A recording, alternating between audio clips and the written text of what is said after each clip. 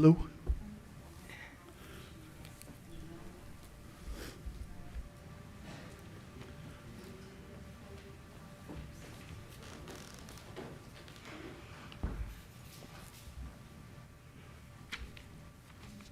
Okay. Good afternoon. I welcome you to our Board of Trustees special meeting. I call the meeting to order on April 21st at 4 p.m. May I have a roll call, please? Trustee Ash. Here. Trustee Cahar. Here. Chair Hoskin Sutton. Here. Vice Chair Kump. Here. Trustee Sanchez. Here. Trustee Scruggs Andrieu. Okay, thank you. At this special meeting, we have 4 executive sessions. Our first executive session is for consultation with an attorney for the public body or agency which would be deemed privileged in the attorney-client relationship with possible action to follow in open session, 5 minutes duration. The open session will take place in room AA 101 and in the virtual meeting room. May I have a motion to go to the first executive session? We will be joined by Attorney Goheen, all the trustees, Dr. Schulte, and Ms. Lorraine Mixon-Page. So moved. Second. I have a motion and a second. All in favor? Aye. Aye. Question, comment? Hearing none. Motion carries. We'll go to our section now.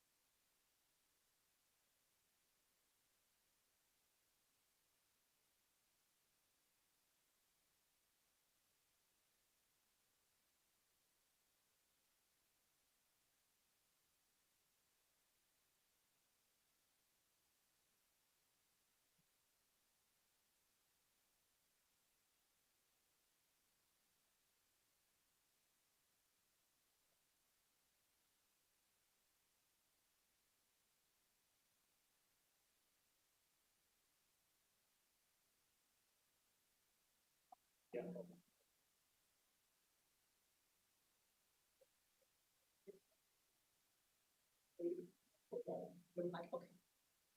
May I have a motion to return to open session? Second. All in favor? Opposed? Motion carries.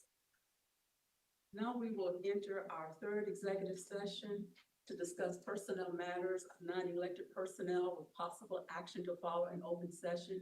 The duration is 5 minutes. It will take place in room AA 101 and in the virtual meeting room. For this third executive session, the board will be joined by Attorney Goheen and Ms. Lorraine Nixon Page. I move to go into executive session. Second. All in favor? Aye. Opposed? Motion carries.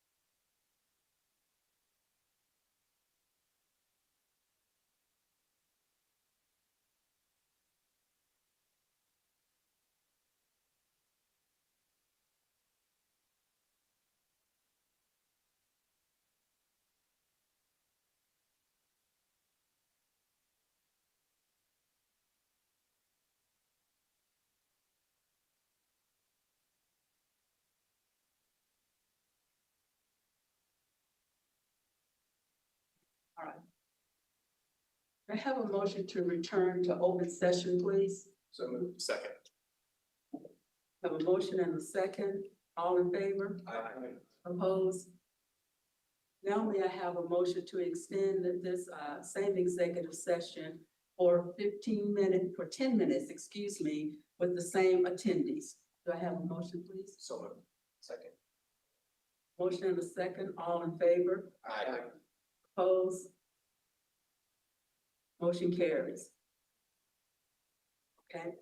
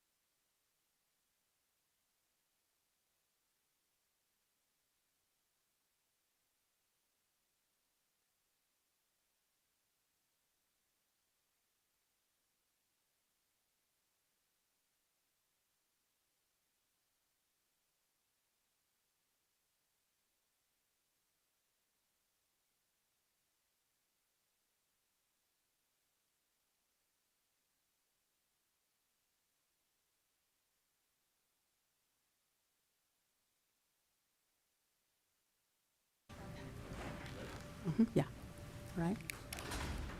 May I have a motion to return us to open session, please? So moved. Second. Have a motion and a second. All in favor? Aye. Oppose? Motion carries. Our first executive session, there is no decision needed at this time. Our second executive session, Dr. Schulte, will you give us it involves the non-intent to renew some faculty's contract, and that will be stated later in the meeting. So no action. Under new business. Under new business. So our third executive session is to offer Dr. Schulte a stipend for taking on the role as acting president. May I have a motion for the amount and a second? Yeah, I make a motion for 3,500. I can second. Monthly stipend, correct? Yes, this is for a monthly stipend. On this slide, okay. I have a motion and a second. All in favor? Do we want to do a roll call for this one, Madam Chair? I don't, do we need to do a roll call on this, attorney, on the stipend? I don't. Okay. All right.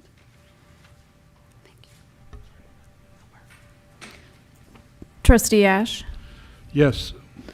Trustee Cahar. Yes. Chair Hoskin Sutton. Yes. Vice Chair Kump. Yes. Trustee Sanchez. Yes. Trustee Scruggs Andrew. I am voting no because I made a commitment to Wyandotte County residents that I would try to keep their expenses down. No. The motion carries with 5 yes and 1 no.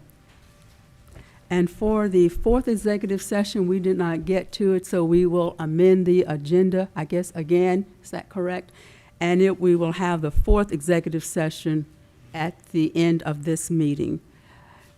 I will adjourn. I need a motion and a second to adjourn this special meeting. So moved. Second. I have a motion and a second. All in favor? Aye. Motion carries. This meeting is adjourned, and give us a 5-minute break, and then we will start our regular board meeting. Thank you.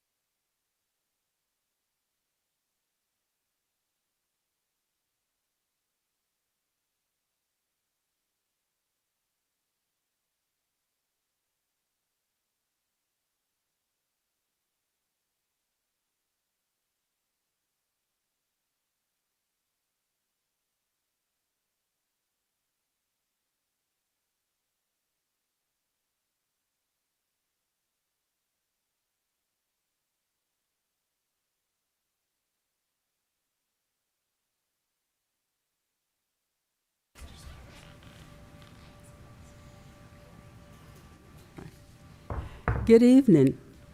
Welcome to our Kansas City, Kansas Community College Board of Trustee meeting. I call this meeting to order at 5:17, is it 5:12? 5:12 p.m. We have the Pledge of Allegiance by our Vice Chair Comp.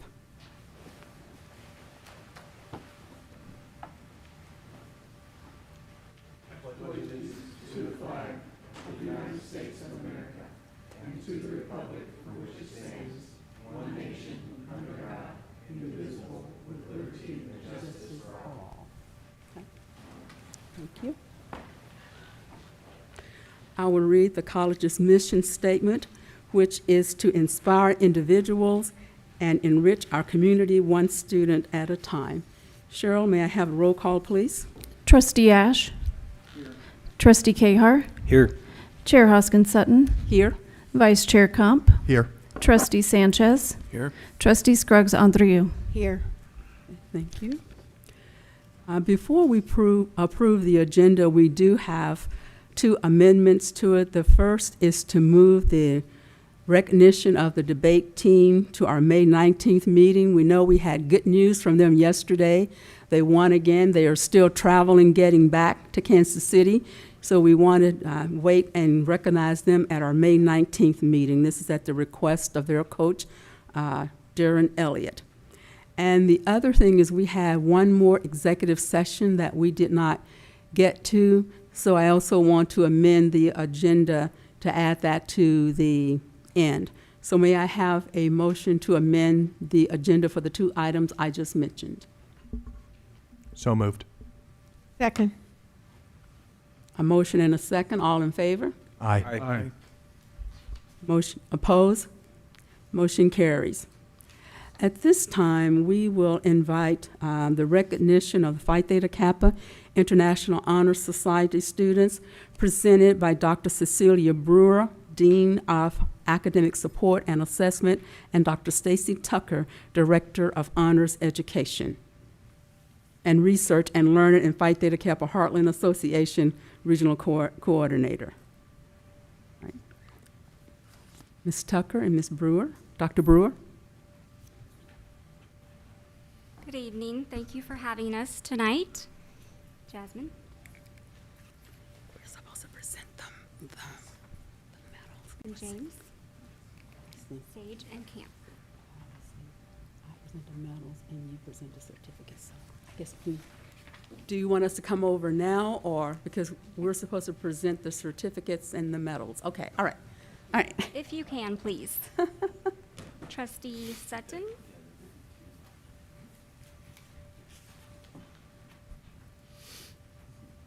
These are yours.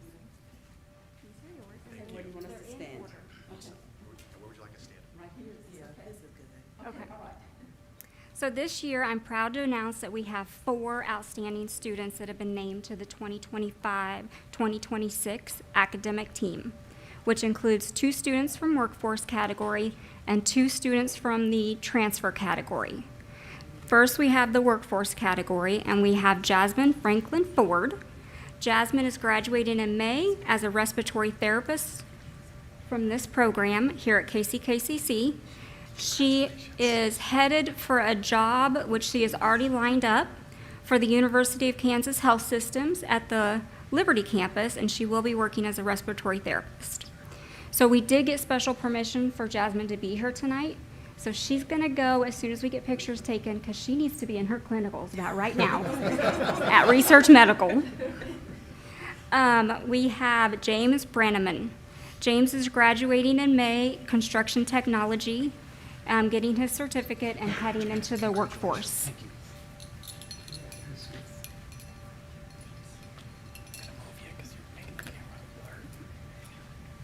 In the transfer category, we have Sage Kiefover. Sage has been very active at KCKCC in student engagement and is a Phi Theta Kappa officer. Sage is a psychology major heading to Pitt State University.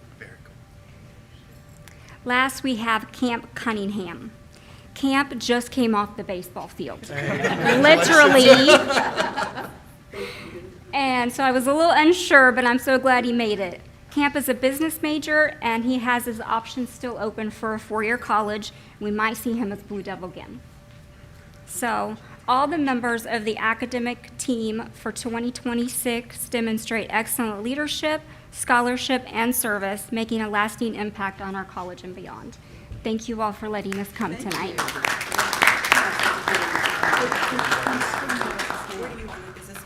Do you want us to be on, like, on the end or Either side? each end? maybe? Congratulations, everyone.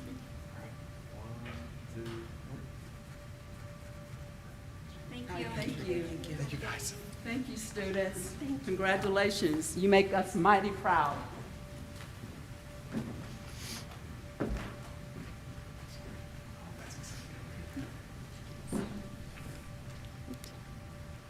Let's see. And next on our agenda, Dr. Schulte, the anticipated property valuations and Yes, thank you, Madam Chair.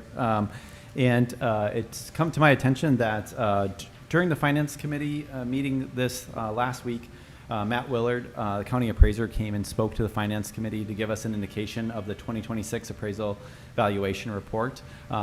We weren't expecting Matt to be with us tonight, but it seems like he is here, so I'm going to call Matt up to the podium if he's available. And we will walk through. I took Matt's presentation that he provided to the Finance Committee and broke it down a little bit. So I pulled out a couple of different informational slides, really to try to get to the substance of what this presentation was for us. So Matt, by all means, if you want to go ahead and Fantastic. you'll see which slides I highlighted there, Matt, and I really focused on the percentage change in values, taking a look at what your timeline is, the percentage change. You talked about the home sales market comparison.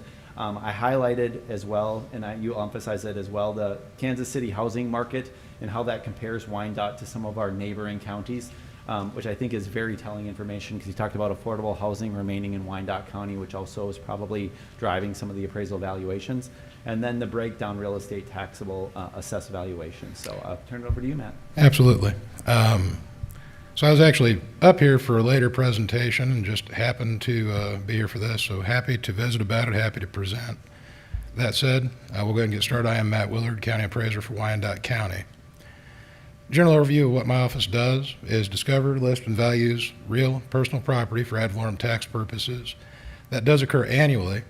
So as of January 1st of every year, we're overseen by the Kansas Department of Revenue Property Valuation Division for both how we conduct our work as well as the statistical accuracy of that work. And they do have a statewide system that we use to warehouse the data called Orion. But all of the work, all the valuations are local and produced from my office. January 1st is our effective date for appraisal. That's every year. Valuation notices for real estate are required to be mailed no later than March 1st every year. This year they went out on February 25th. That set up an appeal deadline for March 26th. That has passed for an informal. There is still an opportunity to pound or protest if a taxpayer has not filed an informal. That happens once tax bills go out in the fall. We've got until May 15th to hold all informal hearings, and then we've got until May 20th to mail the results for the informal appeals to the property owners. That allows us to certify values to the county clerk's office by June 1st. That then gets transmitted to the various taxing jurisdictions. Just a brief overview for MLS statistics. Things continue to increase. Closed sales are up a bit. The average sales price is up 3.6% for Wyandotte County, from $243,000 to $252,000. Median showed a similar increase. Days on market increased, and this is days on market to an offer, from 28 to 36 days. That is a sizable increase. However, a balanced market, most of my career, has been between 60 and 90 days. We're still running well under that. So things continue to sell. This slide comes from Redfin, and the only reason we used Redfin is to get a apples-to-apples comparison between Wyandotte County and the surrounding counties. This is closed sales transactions in, well, Wyandotte, along with each of the surrounding counties. $223,000 was the median single-family sales price that was recorded by Redfin for calendar year 2025, compared to $478,500 to Johnson County, $335,000 for Leavenworth County, and then anywhere from $392,500 in Platte County on the Missouri side to $265,000 for Jackson County overall. So our median sale price is under any other county in the metro, and I think that is what's driving some of the people to come here and purchase, some of those purchasing decisions, and the resultant increase in sales prices and thereby valuations. As far as the assessment increase from last year, 2025 to 26, the top line number is 8%. That was as of valuation notices going out. That will decrease quite a bit due to a couple of factors. Industrial revenue bond projects, they get exempted by the State Board of Tax Appeals as part of the IRB process and then pay a pilot.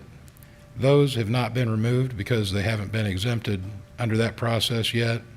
And also the result of any hearings isn't priced into this yet. So 8% was the noticed increase. It will be something less than that. I think 5 to 4% is what we discussed at the finance meeting, and I think that's pretty typical of what we see from year to year. Something on this slide just to note briefly, residential property makes up 59.23% of the tax base in Wyandotte County for this year. That is a shift from, if we go back 10 years, it was really closer to a 50-50 split between residential and commercial. And that's a impact or a effect of residential property values increasing faster than commercial properties. Again, I don't know that it matters to this conversation, but I think it is of note. With that said, open for any questions that the board may have. I did have one quick question on the slide before, and you may not have the answer, but what's driving such a large value increase from the vacant property portion? That seems very different than the rest of the margin and kind of out of the mean there. Sure. And I'll just, by way of explaining, talk about how we value vacant land. We actually value any land in the county. We do that by what's called a computer-assisted land pricing model.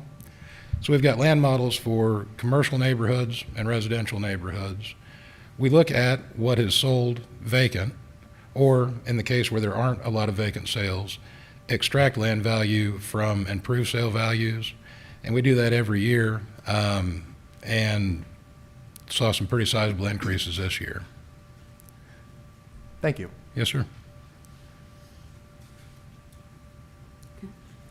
All right. Thank you, Mr. Willard. Any other questions? Well, thank you for taking the time to come and present to us. We appreciate it. Thank you for the And I'm sure the taxpayers do as well. Thank you for the opportunity. Thank you. All right. Thank you, guys. All right.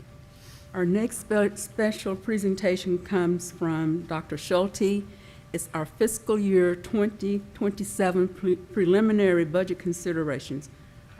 Dr. Schulte, Acting President, Vice President of Finance and Operations. Thank you, Madam Chair. And I don't have a formal presentation for you all tonight as materials are continuing to be developed, but I did want to touch base on for a few trustees, most of the trustees and all the new trustees especially, as we go through this cycle. Previously, the board had approved an annual budget calendar. We want to make sure that you have a copy of that annual budget calendar and the steps that we are taking in this board process as we move forward. With that, we're taking a look at the review of budget hearings on campus. So each year, everybody goes through, fills out the information on their budget requests. That comes to a shared governance group called President's Extended Cabinet, of which everyone reviews and hears those budget hearings to ask questions in relation to the allocation of funds and expenditures for the next fiscal year. So goes through a vetting process that's comprehensive on campus, open to communication and conversation. People are allowed to ask questions about those expenses as we move forward. The next phase of that comes into strategic asks and opportunities.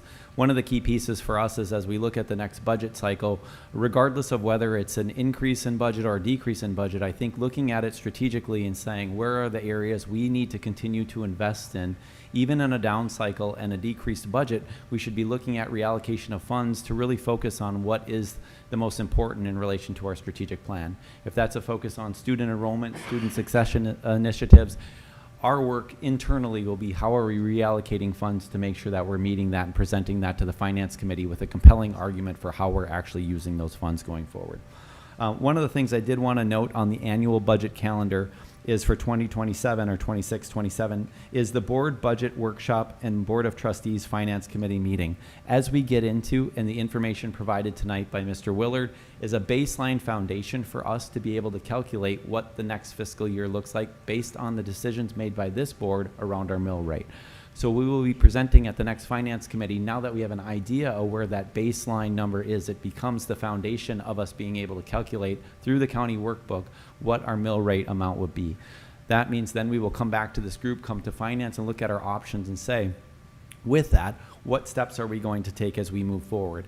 About a year ago at this time, it's a little later than now, so I'm still waiting for this. We will receive from the Kansas Department of Administration a budget document, checklist, and timeline. I will provide that to you as soon as we receive it and forward it to the Finance Committee as well. That's really a guiding document that allows us to be able to say, what are the steps that we need to take in order to make sure that we're certifying what we're doing from a budget standpoint next fiscal year. That comes into play and talks about each piece of what we need to do, when we need to do it, and how we need to do it. So we receive that information based on the county workbook. And like I said, I'll provide this to you all as soon as we receive it. The dates that I have are from last year, so I can give you some idea of the timeline that they had in place. But as soon as we receive it for this fiscal year, it will be shared forward with Finance and brought forward to the Board of Trustees for review as well. With that, it noted June 15th last year, the assessed property valuations estimate is distributed from the county clerk. We have an idea. That's what Mr. Willard presented to us tonight. We have an idea what that might be. And also, I appreciate his input on what might change in relation to that. Because as we build that foundation, if we were to use the 8% as our factor in that, all of a sudden we're looking at that and going, well, 8% is not really real. Maybe it's more in alignment with 4 to 5%. We can adjust that inside a Finance Committee and make recommendations to the board based on what that 4 to 5% looks like versus putting in 8% as an assumed value. That also impacts then what we decide to do with the mill rate going forward.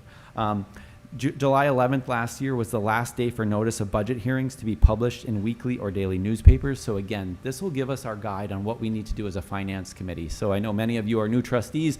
You may be familiar with what this process looks like as you've been researching being on this board, but at the same time, there are steps we need to take in order to make sure that we're appropriately certifying what we're doing for our budget for our next fiscal year.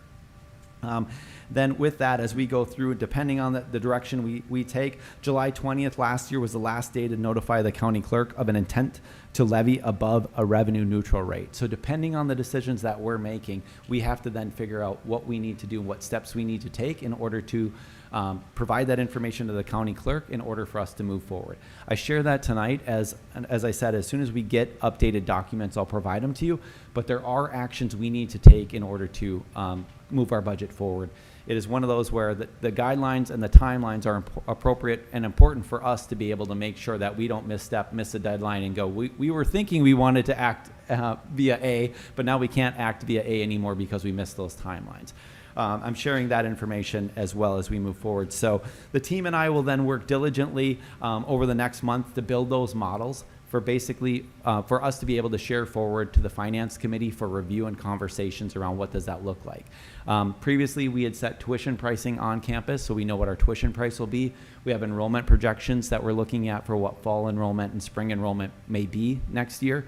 And so then we're waiting on various pieces. The assessed value of properties is one of the key pieces on our property tax assessment and mill rate going forward. And then from there, we'll continue to collect state, federal, and local funding sources to guide us as we move forward. One of the pieces I also wanted to share and had conversations with Heather Morgan, who works on our behalf in relation to KACC and talking about funding. Heather is our ears to the ground in relation to what's happening with the legislature and what changes are taking place in relation to funding for our campus. So with that, she provided to us most recently, based on the actions that are being taken, what the funding looks like for us next year as we move forward. And with that, I can tell you tonight, and with confidence based on Heather's documents, that previously we shared, we received business and industry and apprenticeship appropriation funding of about $910,000. This next year, we're at $916,000. So we see that is pretty much balanced with where it was a year ago at this time. It was about a $5,000 increase. For me, that's pretty close to balanced.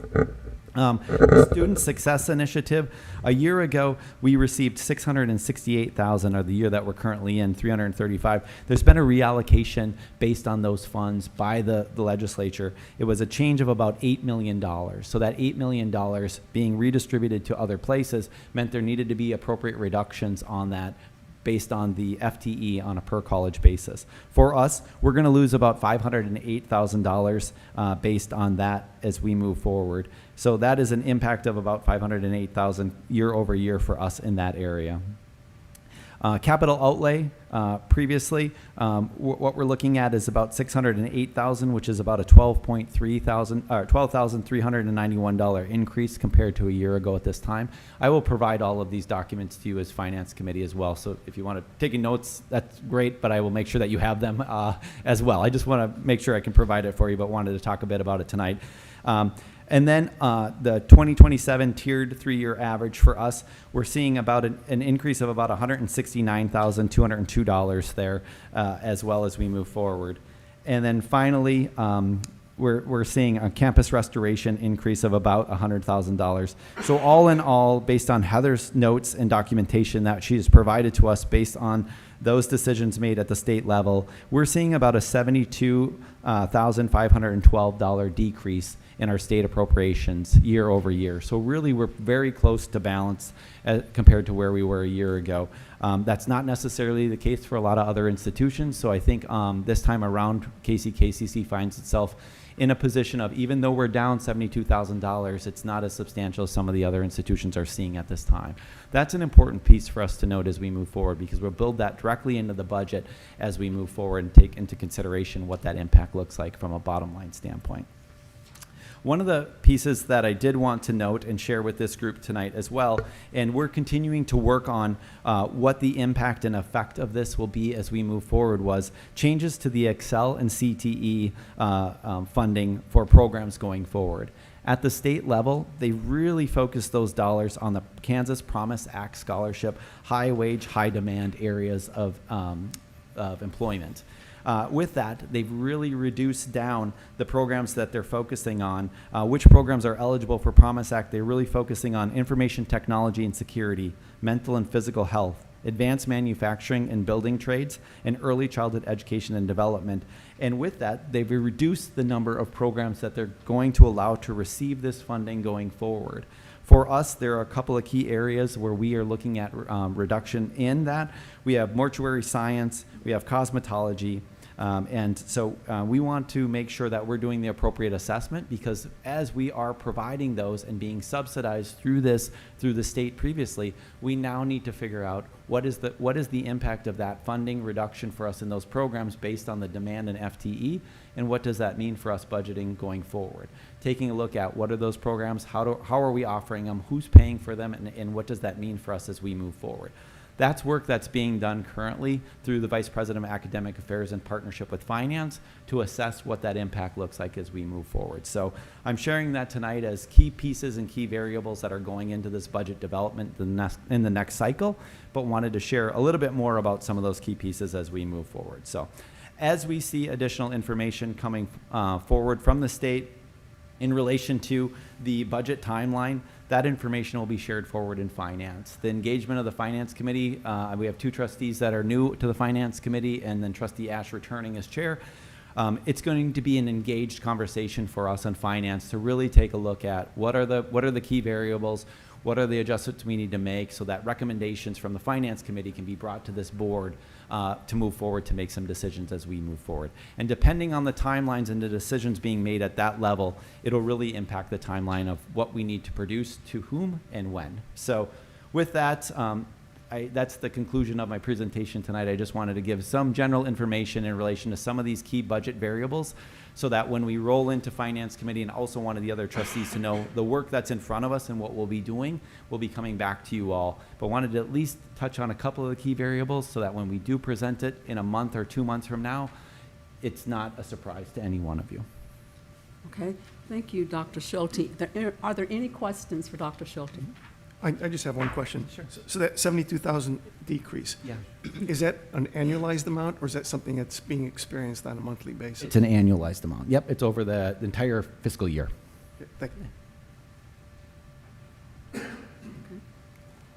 If there are no more questions, we'll move on to the next agenda item. Thank you, Dr. Schulte.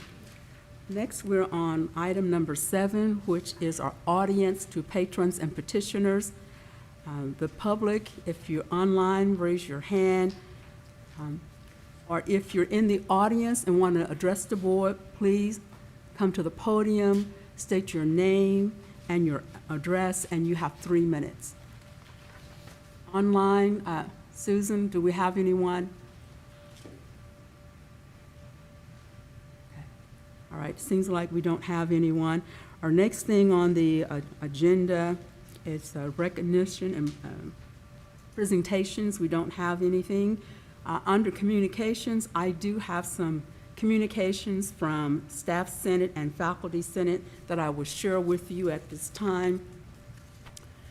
This first one is dated March 18th, and it says, Chair Hoskins Sutton, please thank the Board of Trustees for listening and paying attention to employees, for taking us seriously on March 17, 2026. We really do appreciate it. Faith Dawes, Staff Senate President.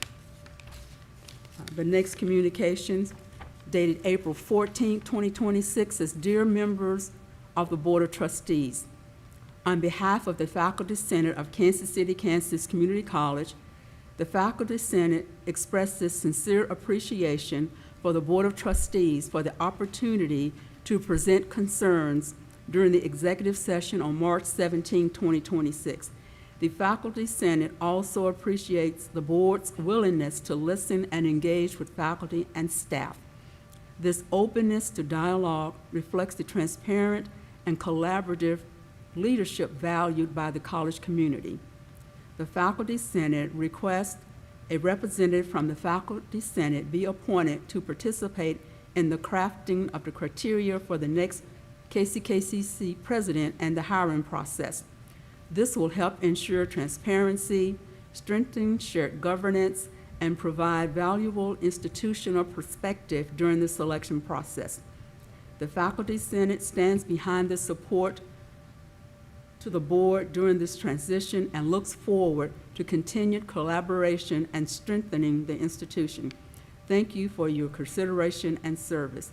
Respectfully submitted, KCKCC Faculty Senate 2025-2026. This is sent by Susie Towsey, the Faculty Senate President.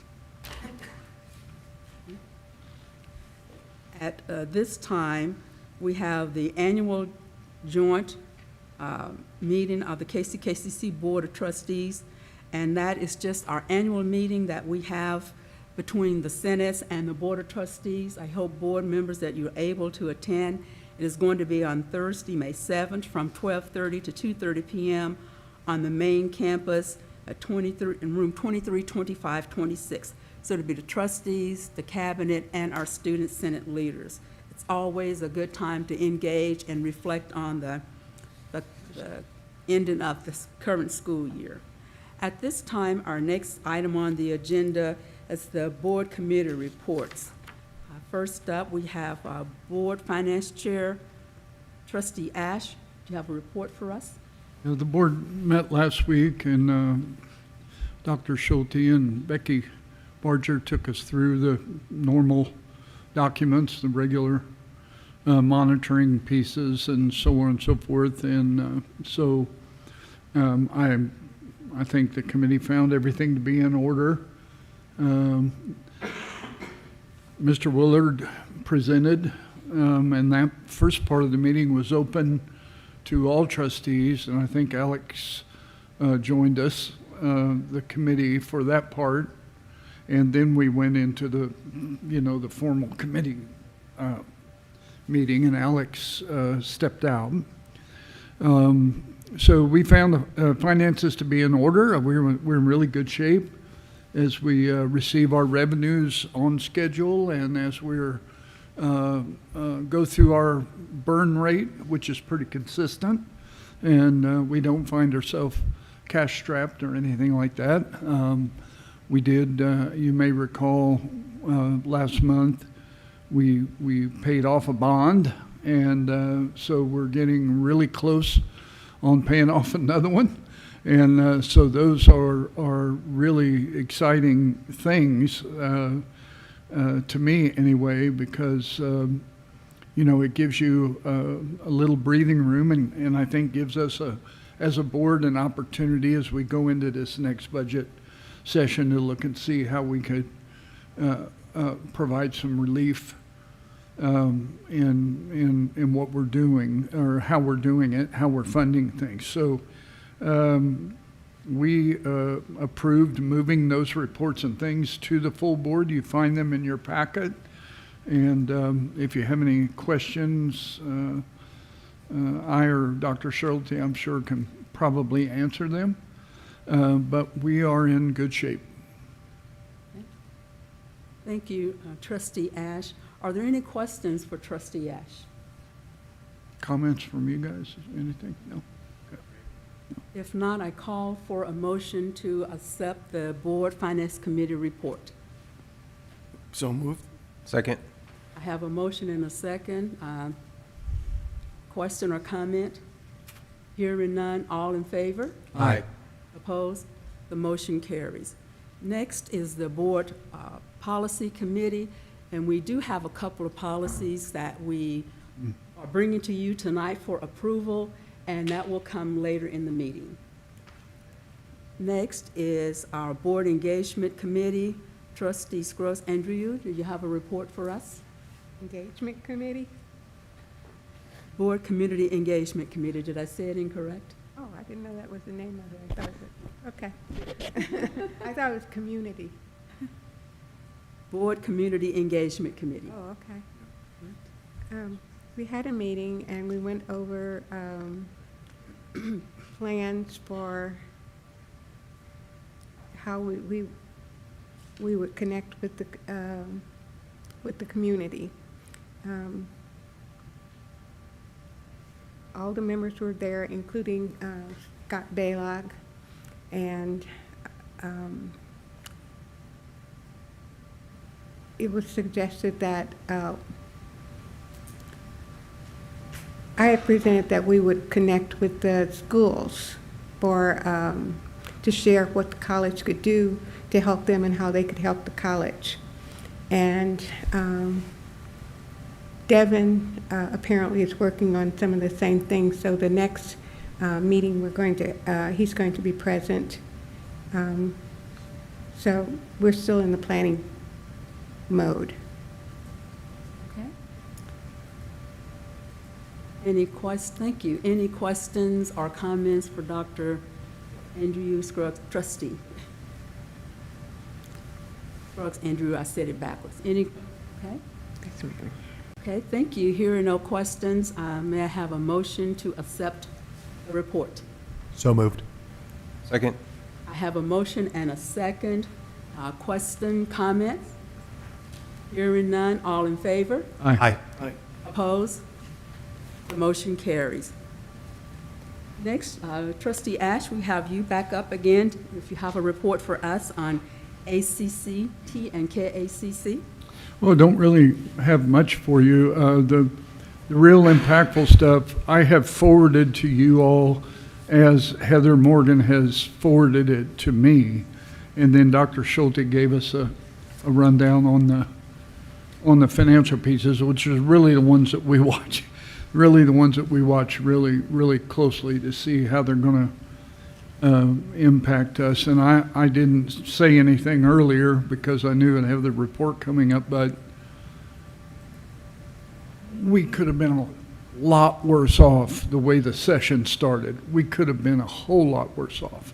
So to end up with that 5-figure number, as Dr. Schulte said, we can live with that. We can live with that and we can work with it because it was really going to be painful what they were talking about early in the session. So that said, we still need to look at how, the final tax bill status, will affect us. And so we'll be looking at that and we'll be having some conversation about that, I'm sure.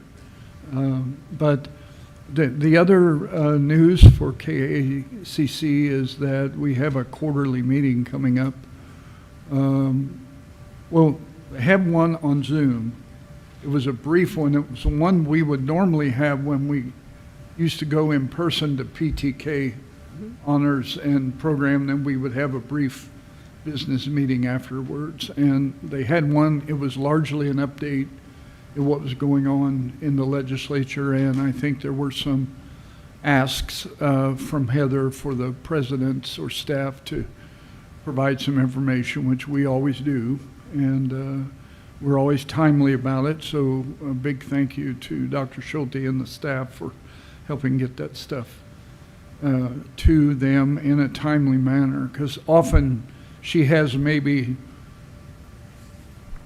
overnight to get stuff together before she has to appear at a committee meeting and give testimony or, provide some information to the regents or whatever the case may be. So it's just the nature of the beast, especially at this time of the year.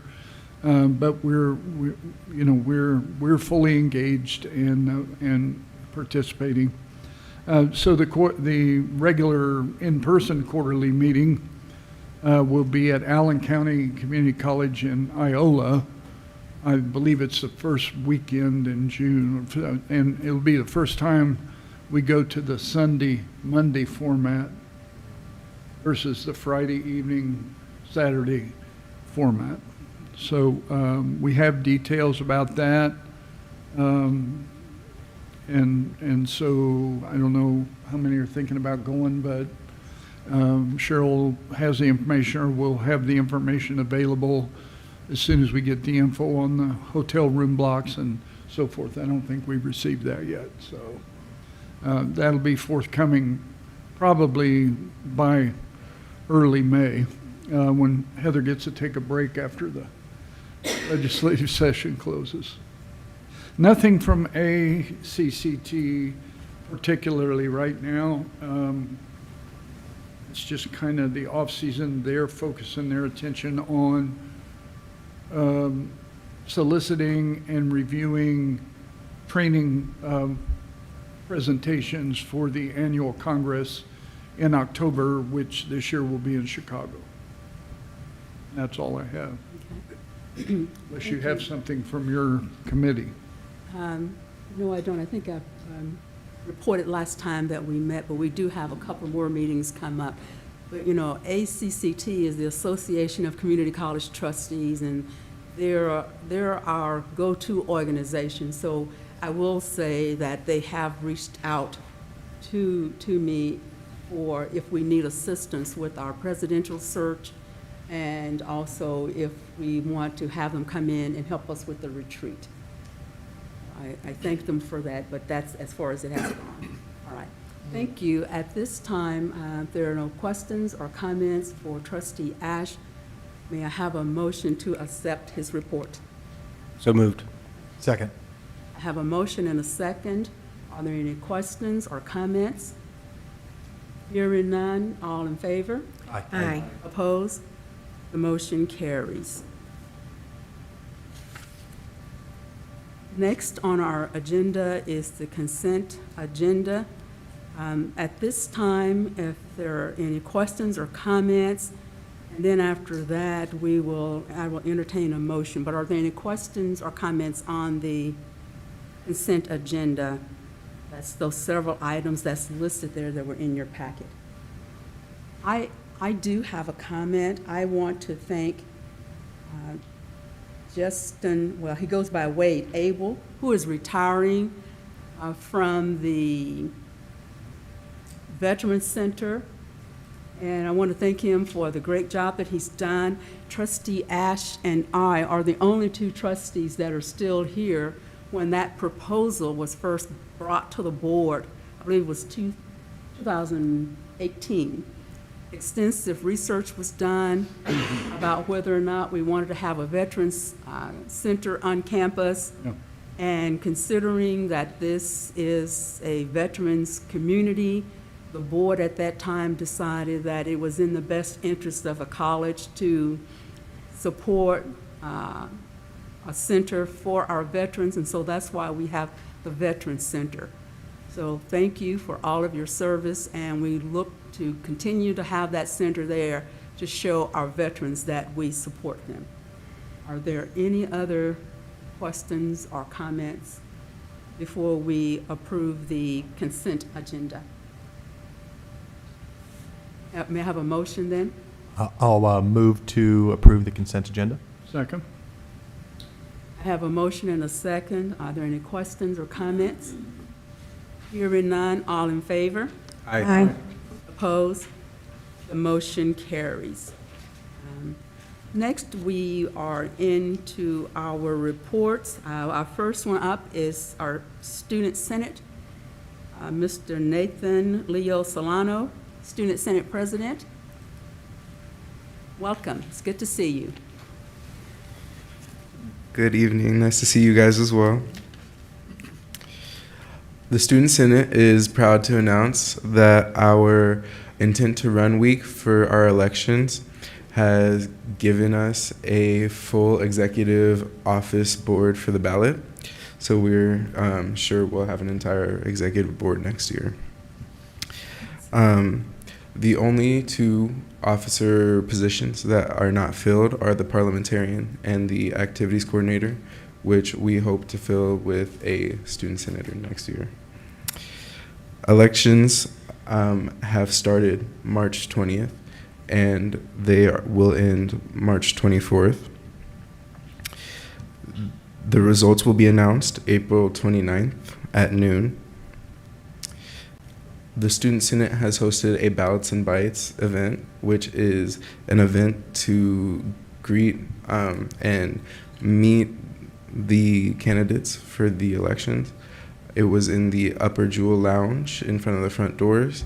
We had 55 voters turn in a ballot. They also had hors d'oeuvres and coffee. The next Student Senate meeting, which is tomorrow at 2 p.m., will be hosted at PCC campus. It will be both virtual and in person. The last activity of the year for the Student Senate is TGIS. Thank gosh, it's summer. It's actually goodness, guys. May 7th from 10 a.m. to 1 p.m. We will need volunteers from all clubs. We are looking forward to speaking and representing at the commencement ceremony. And that's all I have for you. Are there any questions? Yes, just a reminder, I like the way you all keep it fresh and changing the name of the end of school. For years it was called the end of year bash, school bash. And so I think some years it's been called games or something. But I like the way you change it. And you all have fun that day, and remind the senators and yourself to come after you finish there to the joint meeting that you will have with the College Senate and the Board of Trustees and the Cabinet. So thank you for your service, because that's a lot. But you will really appreciate your student engagement once you leave here. Thank you. Any other questions or comments? I just wanted to thank you. I know you kind of started rebuilding from scratch. Yes. And it's very exciting to hear that we're going to have a full slate next year, and I just congratulate you on your efforts, so thank you. I'm so happy to announce we have tripled our numbers Awesome. from the beginning of the semester. Yes. Thank you. Any other questions? No, just, I echo that sentiment. That's just a testament to your leadership. Thank you. All right. Thank you. You guys have a nice All right. night. Thank you, Nathan. May I have a motion to accept his report, please? So move. Second. I have a motion and a second. Is there any questions or comments? Hearing none, all in favor? Aye. Opposed? The motion carries. Next, we have our president's report by Dr. Patrick Schulte, who is our acting president and vice president of finance and operations. Dr. Schulte? Thank you, Madam Chair. And if it's okay with all the trustees, I'm going to try to roll all of the presentations into one. So I'll do a president update, an EVP update, and a finance update all in one. It will maybe save us a little bit of time, and I promise I won't do a 20-minute presentation. I say that now, but we'll see. So, but thank you. Work the clock. Yeah, watch the clock. Good evening. I'm pleased to provide this update on the college's work and key developments since our last meeting. Despite a leadership transition, the institution continues to advance its mission with a strong focus on student success, academic excellence and access, and as well as long-term sustainability. Thank you all for this opportunity to serve in this capacity, and I'm pleased. And please know that my leadership as acting president is informed by my years of experience in higher education, and as a previous university president prior to coming to KCKCC. Through a lens of planning and assessment, I placed a focus on each area vice president, becoming a strategic partner in the work being completed by Vice President Pope and his team in preparation for our Higher Learning Commission visit next February. I want to take a moment to thank Vice President Pope and his team for all the work they've done and will continue to do on behalf of this great college for this visit next February. By engaging in these much-needed discussions on how each area VP efforts align with our strategic plan, we will see the impact of area work on the larger strategic goals. This will yield positive outcomes as we strengthen our position with accreditors and give the college a clearer path based on transparency and accountability. As a previous Middle States accreditation reviewer, I was tasked with closely analyzing how the institution's plans and actions impacted the board-approved strategic plan. It is with this in mind that I'm asking each vice president to partner with me to assess their plans in each of their areas. In addition, the efforts by each vice president will help bring to light areas of needed improvement in their plan and be a catalyst for the next iteration of our college's strategic plan, as the current one is set to expire next summer. With a focus on our strategic plan, Goal 1, student success, I've partnered with the VP EMSS, Dr. Devin Stroman, and we're currently reviewing student registration and our enrollment funnel. We are assessing the timing of enrollment trends to provide the trustees with a transparent and timely update of relevant enrollment data. With the goal of providing real-time enrollment projections, the efforts to reconcile this data will help the college with accurate, point-in-time, data-driven enrollment projections. The data will help guide course offerings and budget development with a renewed focus on the 2023 Strategic Enrollment Management Plan. Currently, the retention efforts are showing positive results, supported by expanded advising, early alert systems, and student support services. We continue to prioritize closing achievement gaps and improving completion rates across all student populations. Under strategic plan goal number 2, quality programs and services, Academic Affairs is utilizing their 2021 academic master plan, and in partnership with Academic Affairs leadership, the faculty have been actively engaging in curriculum innovation and the revision of current offerings to ensure relevance and rigor based on the current plan. In addition, partnerships with industry and community organizations are strengthening experiential learning opportunities for students with an emphasis on persistence and completion. As I take off that hat and through the lens of the VPO, the college remains fiscally sound as noted by Trustee Ash. As we progress through the board-approved budget calendar, we remain laser-focused on preparing for the June Finance Committee discussions on the college's next fiscal year budget. In light of ongoing economic pressures, we are gathering information from state, federal, and local sources, while closely monitoring revenues and expenditures changes with a goal of implementing prudent cost containment measures. As the college leadership engages in a shared governance review of the budgets, we are working diligently with a focus on departmental budget shifts, natural position attrition, and funding reallocation as needed. At this time, we are making strategic investments in high-impact areas that support enrollment growth and student outcomes as aligned with the board-approved strategic plan. With a focus on strategic plan goal number 3, employee engagement, human resources, the NeoEd performance management system has been fully implemented. With employee data validation and process testing currently underway, staff training will begin in late April with full deployment anticipated on May 1st. HR continues to actively recruit efforts and has reinforced access to confidential ethics and employee relations reporting resources. HR training and development efforts continue to be successful with the 2nd annual admin conference and ongoing pre-retirement webinars that support employees at various stages of retirement and planning. So again, with an emphasis on employee engagement and making sure that individuals have access to the information that they need, HR has stepped up in relation to strategic plan goal 3. Information services also is providing customer service to our employees, staff, faculty, and students, and continues to advance core systems and infrastructure as the college prepares for a major cloud-based transition.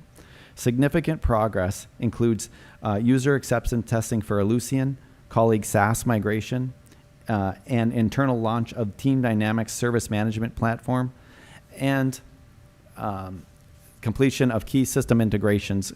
Core systems maintain 99% uptime, while targeted classroom network and security upgrades enhance campus reliability. Again, I want to restate that 99% uptime with the number of initiatives we have going on in IT, we remain at 99% uptime. I have to, again, give a little shout out to our CIO and Etche's team in relation to 99% uptime. We have a lot of moving parts in IT, a lot of strategic parts where we're looking at how do we utilize technology to be more effective and efficient, and at the same time we're not seeing downtime in relation to implementation. So again, I want to give thanks to that group and the hard work that's being done by the IT team. These coordinated efforts position the college for a smooth, well-managed transition to the cloud services later on this year. Inside of facility services, we continue to see several capital projects are progressing on schedule. If you drive onto campus, you will see what's going on. There's construction in various places as we look at water mitigation just on the other side of the Performing Arts Center as we move forward to take care of some of the deferred maintenance needs that are on our schedule. These improvements will enhance the student experience, modernize instructional space, and support future growth. So in addition to those projects, we have Learning Resources Task Force that's taking a look at developing academic space, taking into consideration student learning initiatives, how students learn, how their changing needs are being met in relation to the way they learn, and pedagogy in the classroom. We are also continuing to assess long-term facilities planning based on the college's 2023 Facilities Master Plan to ensure alignment with institutional priorities. You'll probably catch a theme as I'm going through this about, are we focused on our plans? Do we have plans in various areas? Are we assessing them, and do they make sense?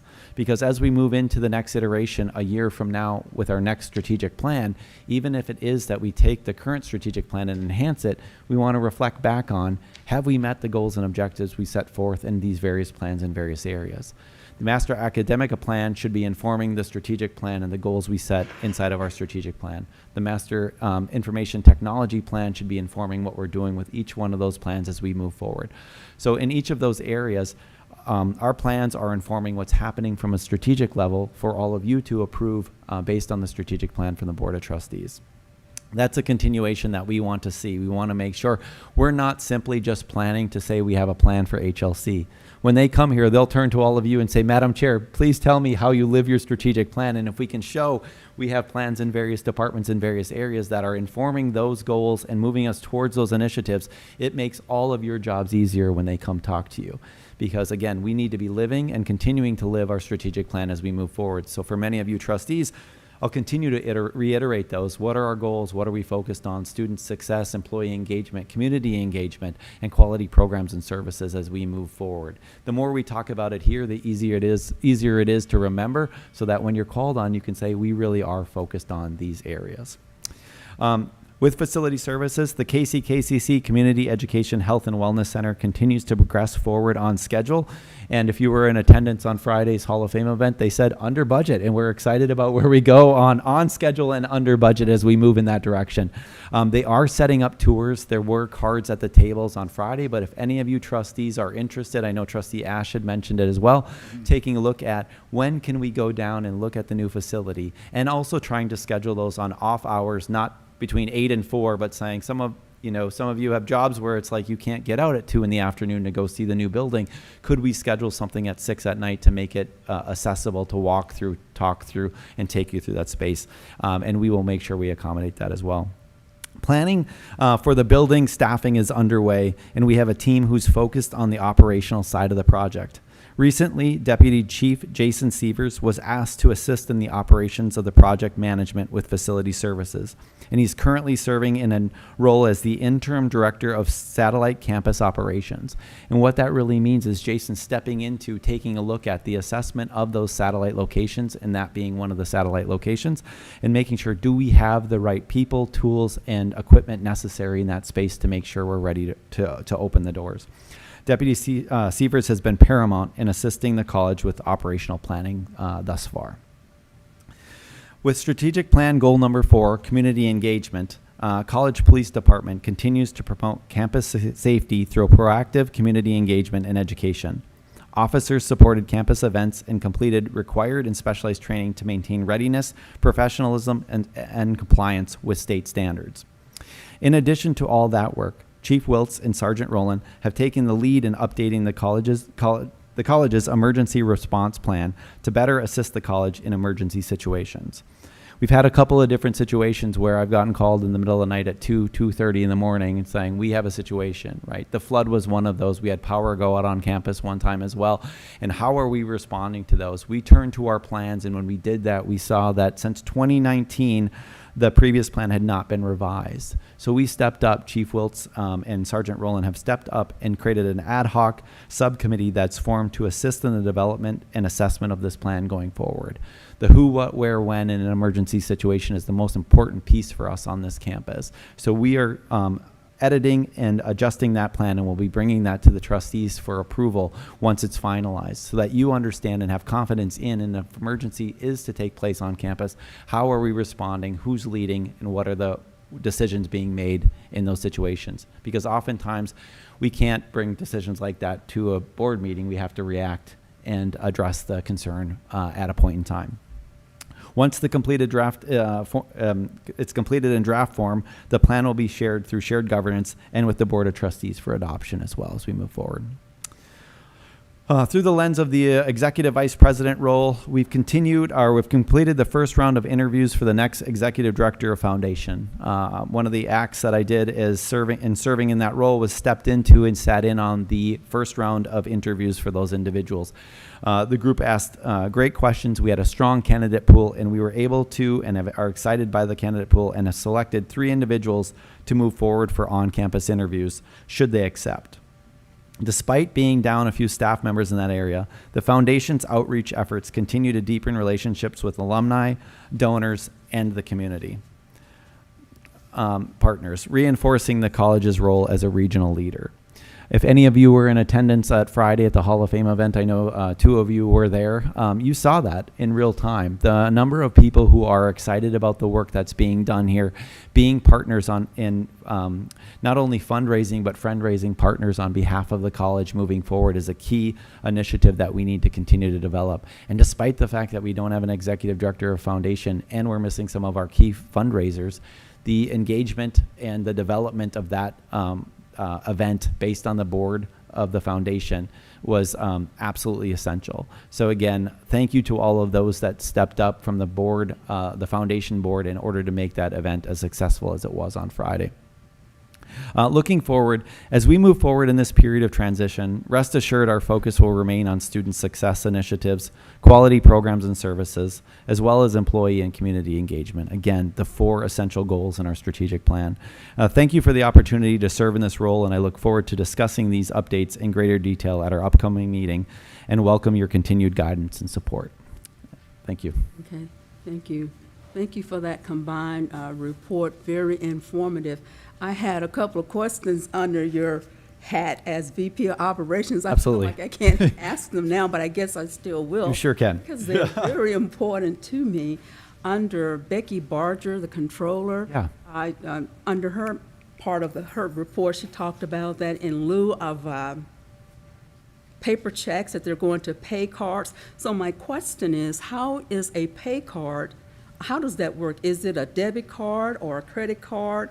Can it be used anywhere? What if it's lost? Because part of the argument was that if you lose a paper check, you have a lot to do. Well, if you lose that card, it's just as hard, isn't it? So, and I know Becky isn't here, and you may not have all the answers, and that's okay. Yeah, we will certainly pull that information together for you, Madam Chair, and give you an answer. Karen Callahan is here. I don't know, Karen, if you want to say any comments, or we can get back to, okay, we'll get back to you. And the other thing, I thought everyone had already, it was already mandatory that you have like direct deposit or something, but people, and I know students still get the checks. Correct. But, Yeah, we have even with the card. we have a few individuals that are still not on direct deposit, and we will issue paper checks. We will mail them. They go uncashed. And we just want to make sure that individuals are getting their funds and making sure that we have a way in which we can, get them their funds in a way that allows them to be able to accept it as well. So we're trying to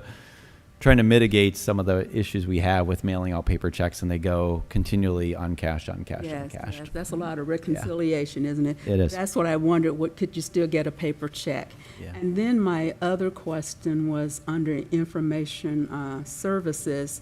Said the college is preparing to do multiple cloud-based, and I know when we talk about the clouds, it's supposed to be very secure, but often you hear on the news that even the cloud has been hacked. Yeah. So I'm concerned with all of our information being in the cloud.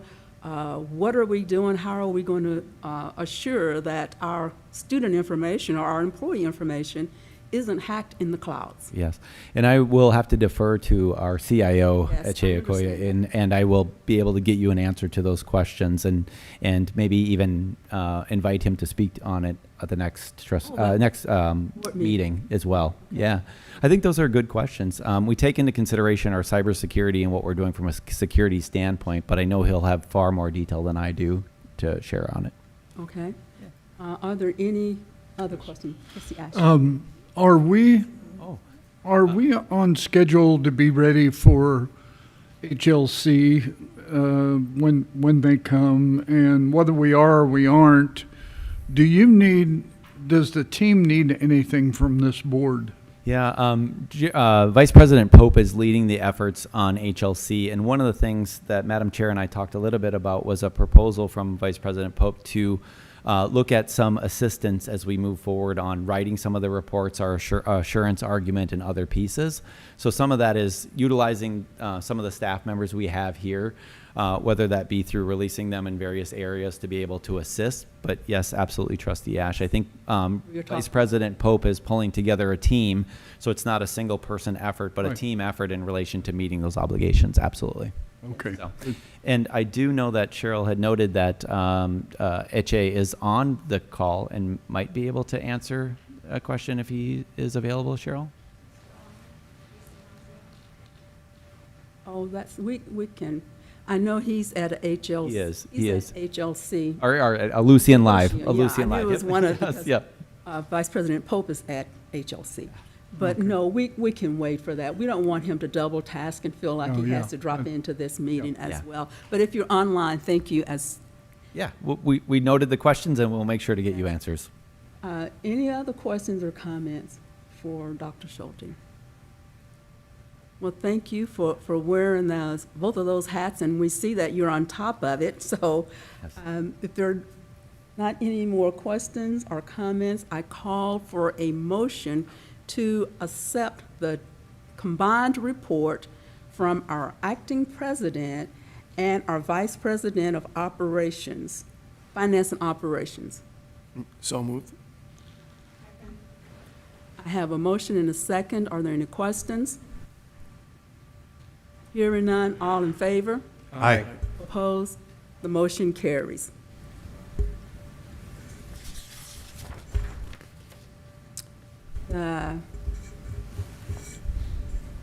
We won't have a report from the Executive Vice President. Our acting president gave us a lot of that information. Our next report is from our Vice President of Academic Affairs. We have the Interim Dean of Arts and Humanities and Social Science on behalf of Mr. Pope, Mr. Adam Hadley. Welcome. Thank you. Good evening, trustees. Academic Affairs continues to demonstrate strong alignment with the college's strategic priorities through measurable progress in student success, program quality, employee engagement, and community engagement. Under student success, the division is seeing clear and sustained outcomes. Student achievement remains strong, including national board pass rates of 95% in arts and 81% in science within mortuary science, along with successful apprenticeship placements and competitive scholarship awards. Adult and continuing education continues to exceed state benchmarks, serving nearly 500 students with a 66.8% measurable skill gain rate and achieving the highest number of GED completers since the program began. Workforce pathways are also strengthening, as demonstrated by continued growth in the KC FAME program and strong participation in the Spring Job Fair, which connected approximately 340 job seekers with 80 employers. These outcomes reflect a continued focus on completion, credential attainment, and career-connected learning. Under quality programs and services, Academic Affairs continues to advance instructional excellence and institutional effectiveness. The Office of Assessment has made significant progress in modernizing processes, with 46% of course learning outcomes now converted to updated Blackboard formats in preparation for full implementation of revised reporting processes. Faculty development remains a priority through the Institute for Teaching and Learning, with targeted sessions focused on instructional practices, artificial intelligence, and student engagement strategies. Across programs, students are engaged in high-impact experiential learning, from construction and early childhood education to culinary operations and hands-on technical training, ensuring alignment with workforce expectations and industry standards. Under employee engagement, the college continues to invest in faculty and staff development and professional contribution. Faculty are actively engaged in professional learning, conference participation, and national service, including peer review work supporting accreditation processes. Internal development opportunities, including the Blue Devil Faculty Academy and 2 for Tuesday sessions, continue to support instructional innovation and faculty effectiveness.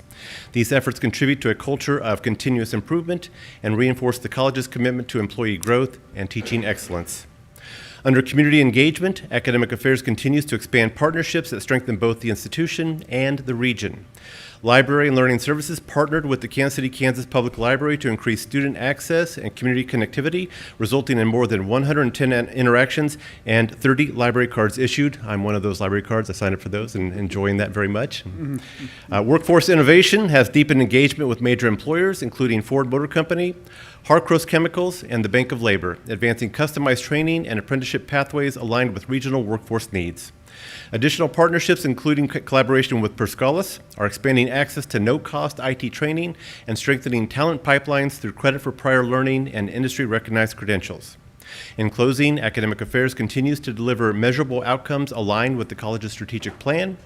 Through sustained focus on student success, program quality, employee engagement, and community partnerships, the division remains well-positioned to support institutional effectiveness and long-term impact. And with that, I'm happy to take any of your questions and try to answer them. Thank you, Mr. Hadley. Any questions or comments for Mr. Hadley? Thank you for your report. And Thank you. Thank you for stepping in to be the interim dean of that area. It's my pleasure. Thank you. Move approval of the report. Second.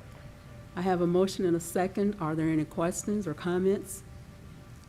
Hearing none, all in favor? Aye. Opposed? The motion carries. Next, we have Dr. Devin Stroman, Dean of Enrollment Management and Student Services. Welcome. Thank you, Madam Chair. Good evening, trustees.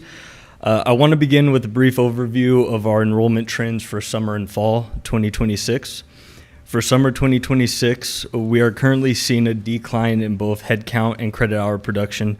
Summer 2026 unduplicated headcount is down 11.9% compared to summer 2025 and down 6.7% compared to summer 2024.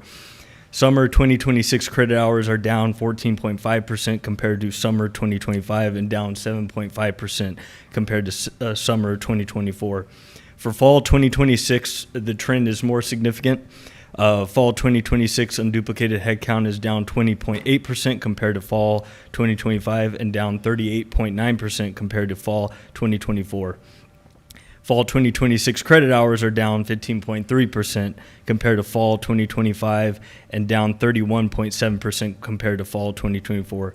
And these numbers reinforce the urgency of strengthening scheduling timelines, improving enrollment pipeline execution, and ensuring course availability for students. And I just want to give a little bit of breakdown what's going on internally. One operational issue contributing to the enrollment delays this year has been the scheduling guide for our high school partnership students. I am currently working on finalizing the high school partnership scheduling guide, which are essential for enrollment coordination and ensuring students are placed in the correct courses.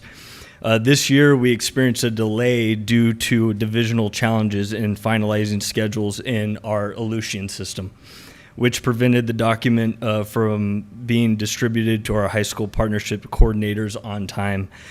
At this point, the good news is that the high school partnerships team now have the information they need, and we can move forward with the enrollment. And in fact, today, 337 students were completed and enrolled in the tech program.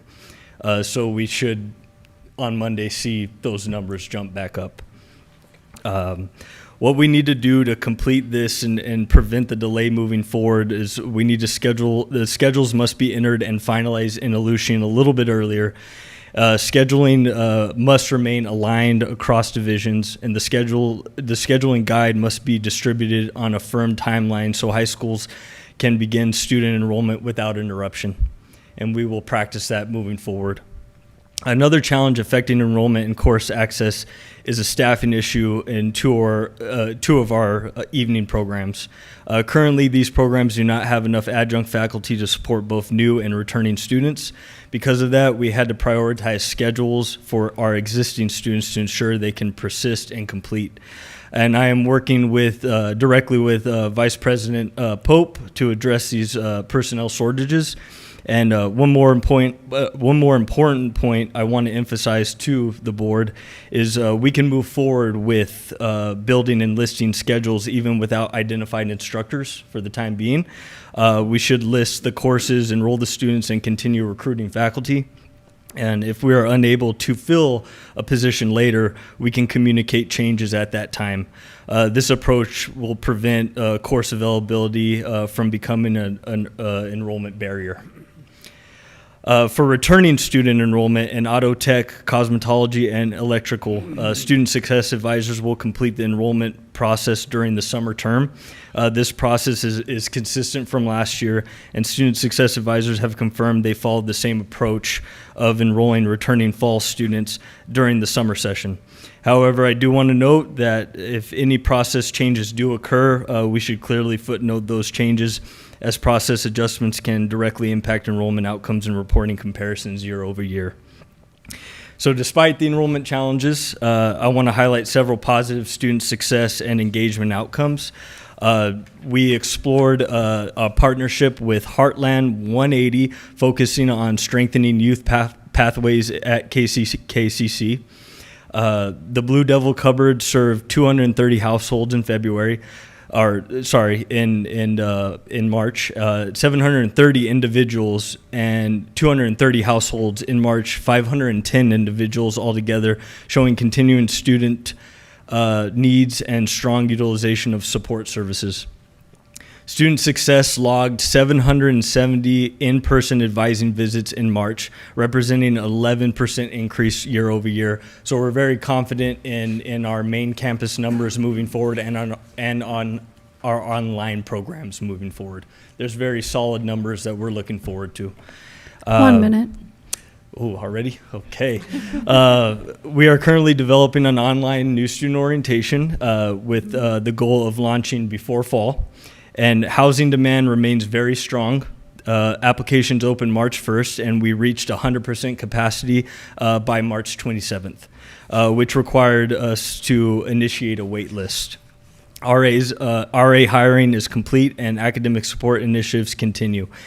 And the Spring Technical Education Career Fair hosted more than 80 employers and served approximately 350 attendees, reinforcing strong workforce engagement. Athletes are doing amazing. I have some great numbers I don't have time to review.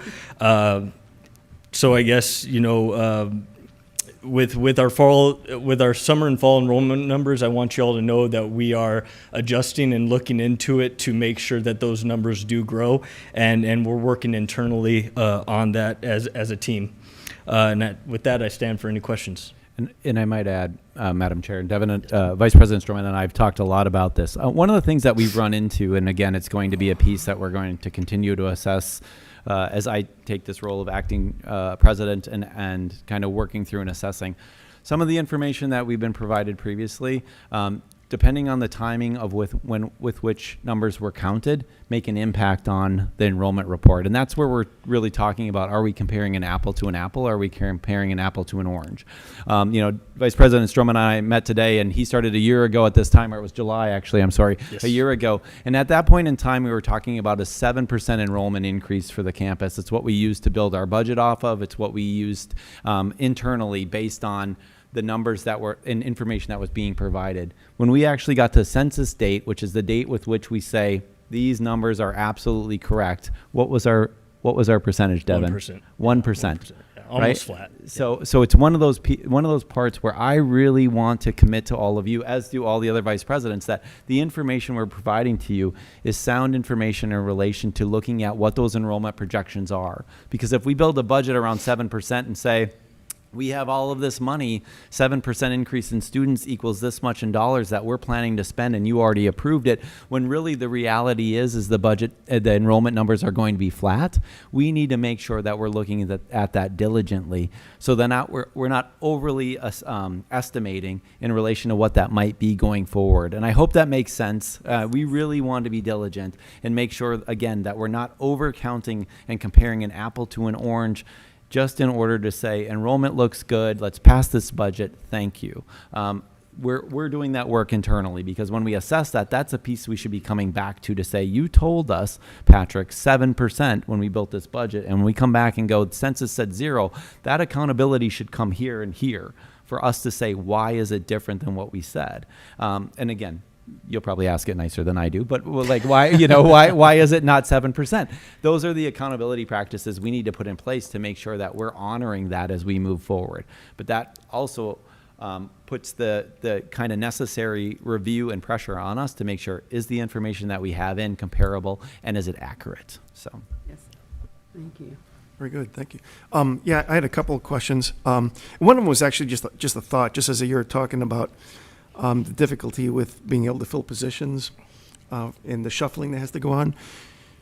And I don't know if this has been considered, a thought, or if it's even possible, but oftentimes university students who are going into education will go into student teaching. Mm-hmm. Would it be possible to tap into some of the universities who have in their education programs to offer a pipeline to be able to draw student teachers here on campus as a way not only of helping the college, but also to help fulfill their obligations in terms of their educational requirements? Definitely. Is that a possibility? Yeah, I'm hoping Vice President Pope's listening.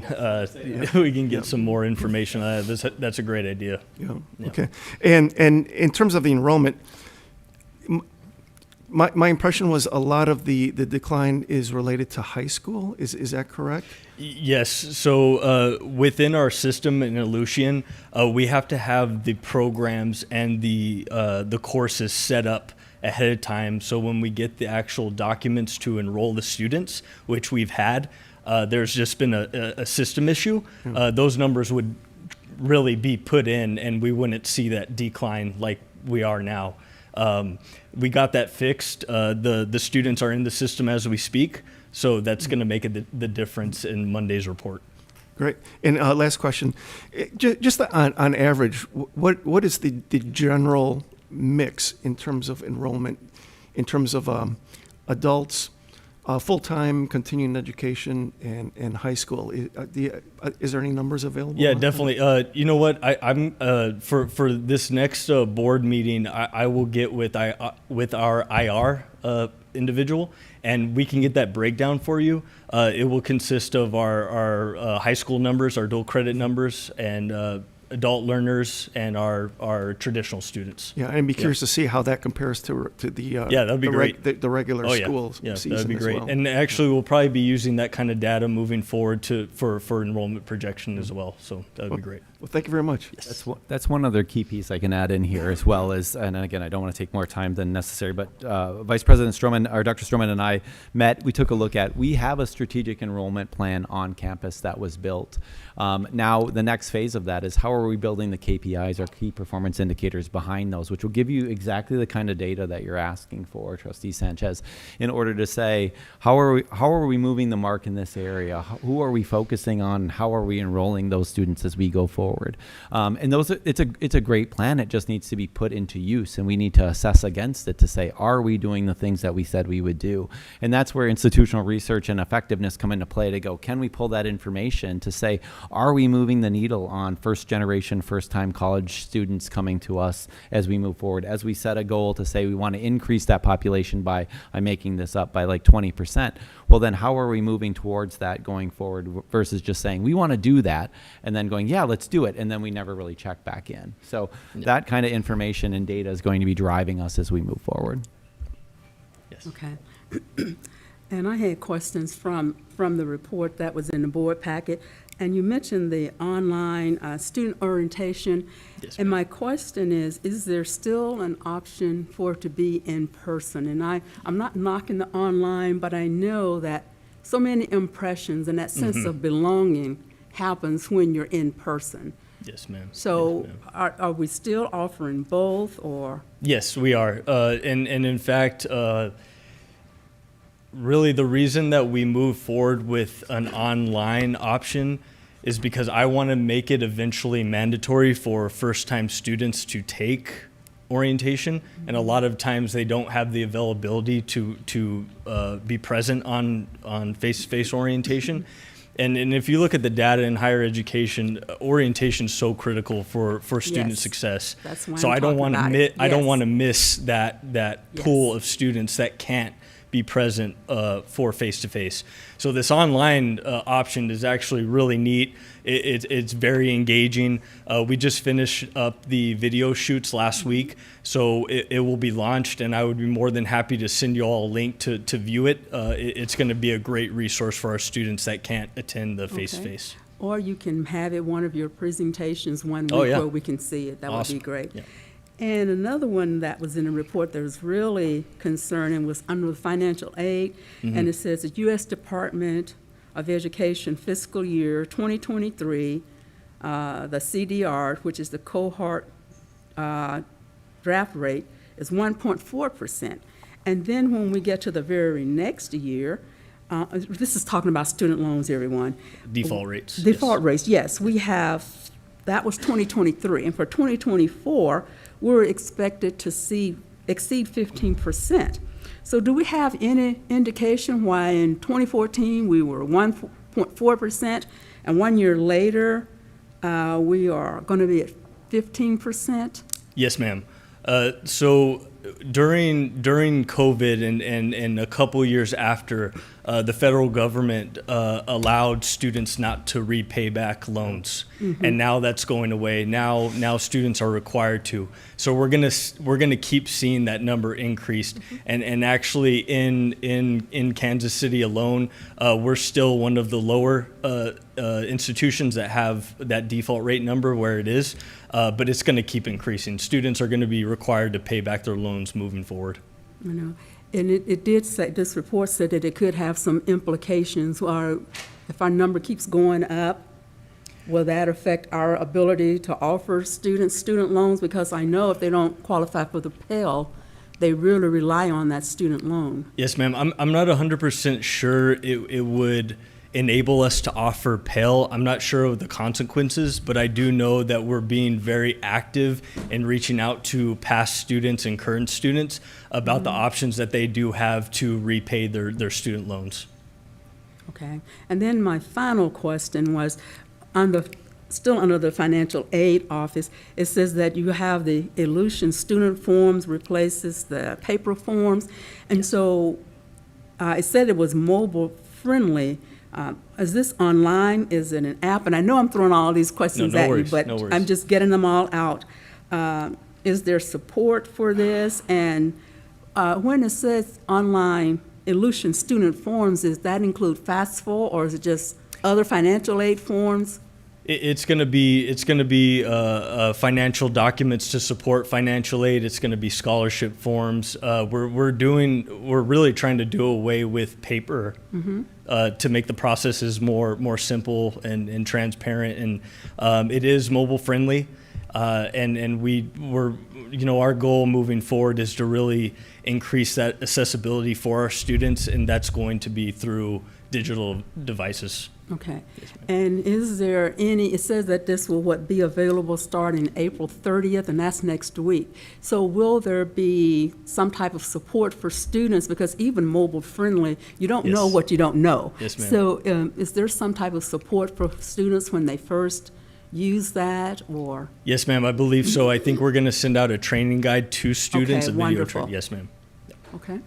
Well, that's my questions. Any other questions or comments? Thank you for that report. I just want to comment on that default rate. So this has been something that ECCT particularly has been watching, and AACC have been watching closely, because you have legislators in Washington, D.C., in Congress, that want to hold the colleges accountable for that, which they talk all kinds of crazy stuff about what your penalty, might be or whatever. So far it hasn't gotten enough traction, to really go anywhere. And I don't know if it will, but we have our people, we have our best people working on it, and we're expecting a breakthrough at any minute, to watch it closely and monitor it. It's something we always generally talk about when we're back there for legislative summit, kind of check and see, hey, is anything happening with that? Now, this year when we were there wasn't any noise about it. So it's kind of like let the sleeping dog lie. Yes. And Yeah. but we that would be catastrophic if they start holding the colleges accountable. I don't think that's going to happen. The last institution I worked for overseeing financial aid, I mean, we were at a 55+% default rate. And the only kind of step in that happened was, auditors helping us identify individuals and helping them get set up with payment plans and get the ball rolling that way. I really don't think there's going to be a lot of pressure on the institutions other than making sure that we're communicating with our students effectively and getting them set up. I think that. Oh, I'm sorry. I just had, one thing that I was curious to from, this kind of goes off of both Madam Chair and Trustee Ash on, the comments with the default rates and things like that. And you mentioned we're probably going to see growth on it. I would just be curious, as an institution, how can we set our students up for success in a way? And, I've seen some institutions attempting 8-week courses that allow for 2 full-time classes while also still being full-time at their job potentially, or working part-time. Or I would just be curious to see, and obviously this maybe isn't a question, more of a comment. I'd just love to see how we could maybe think outside the box or strategically set our students up for success, allowing them to maybe do what they want to do in college, but also still knowing that when they graduate, they're not putting themselves in a situation where they're going to be part of that 15%. Most definitely, and definitely pushing scholarships and some financial opportunities that we have internally would be most helpful. Yeah. Making the loans the last resort. Exactly. And I was going to note as well, as we continue down this path with our students and take a look at an increase in our default rates, I think from our standpoint as well, enhancing financial literacy for the individuals to understand what the obligations of going to college are, so that when they're making those decisions, they understand that while it is I'm taking out a loan and utilizing those funds to pay for college and to pay for maybe living expenses while in college, there's a time where those loans come due. So what does that look like, and how are they planning for that when that happens? I think oftentimes it becomes, hurry up, get me enrolled, take out a loan, think I'm going to be okay. Things don't work out the way I didn't like my classes. I drop out, and all of a sudden I'm stuck with this debt and this obligation. But we need to make sure that we're doing a service to our students on the front end and our community on the front end on educating them about what the expenses of that really are. Yes. And sometimes that's not done by institutions. There's a heavy focus on just getting students enrolled, when really we have to make sure we're enrolling students for the right reasons and assisting them and making sure we're changing their lives and helping them to change their lives moving forward. And that's a good point. Just to add real quick, we did implement in our orientation, both online and face-to-face, a financial literacy piece. Thank you. Any other questions or comments for Dr. Stroman? May I have a motion? So moved. Second. I have a motion and a second. Are there any questions or comments? Hearing none, all in favor? Aye. Aye. Opposed? The motion carries. Thank you. Our next report is the Vice President for Market and Institutional Report. If you're following the agenda, just a reminder that Dr.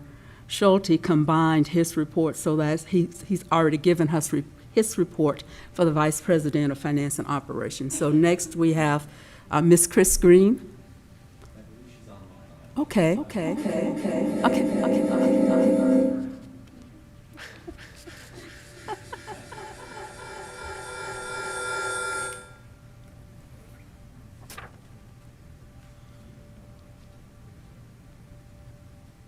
Ms. Green, we're ready for you. Hello. We don't hear her. Can you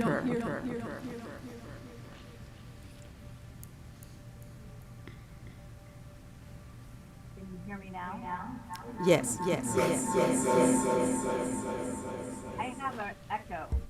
Do you have an echo?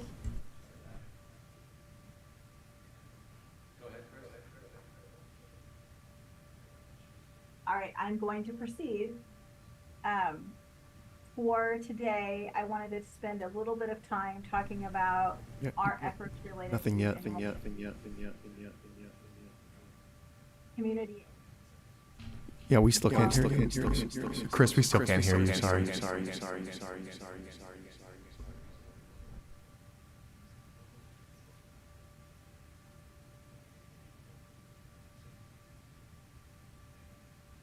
Can you hear me better now? Nope.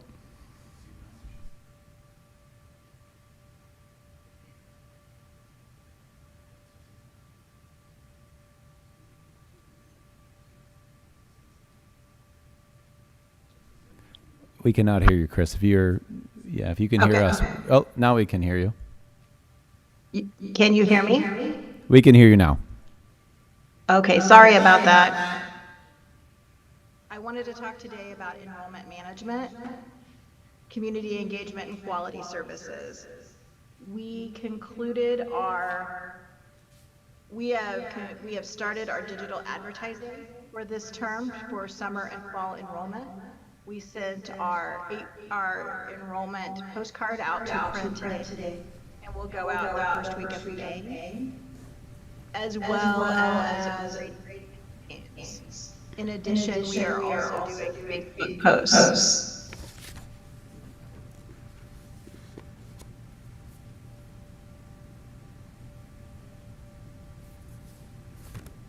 In addition to that, do you guys hear an echo? We do not on our end, Chris. In addition to that, we saw Facebook increase, and we'll see that continue as focus on Perkins programs, boosting on Facebook this month, as well as an campaign. We have begun the work and signing on contracts to promote the downtown campus with a bus campaign as well as a billboard and a digital campaign. We'll add radio a little bit later this summer and look at other options as we get closer to our opening date. Then finally, I wanted to talk just a little bit about the quality work that we see every day from graphic design, media services, and finally from our event staff. Each week they take time and provide high quality events, whether it is board meeting, a listening session, the Hall of Fame dinner, and I want to appreciate the work that they all do, as well as the marketing team. If you have any questions, let me know.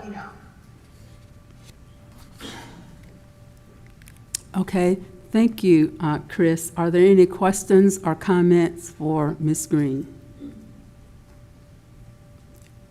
Okay, hearing none, may I have a motion? So moved. I have a motion and a second. Are there any questions or comments? Hearing none, all in favor? Aye. Opposed? The motion carries. Thank you. Thank you.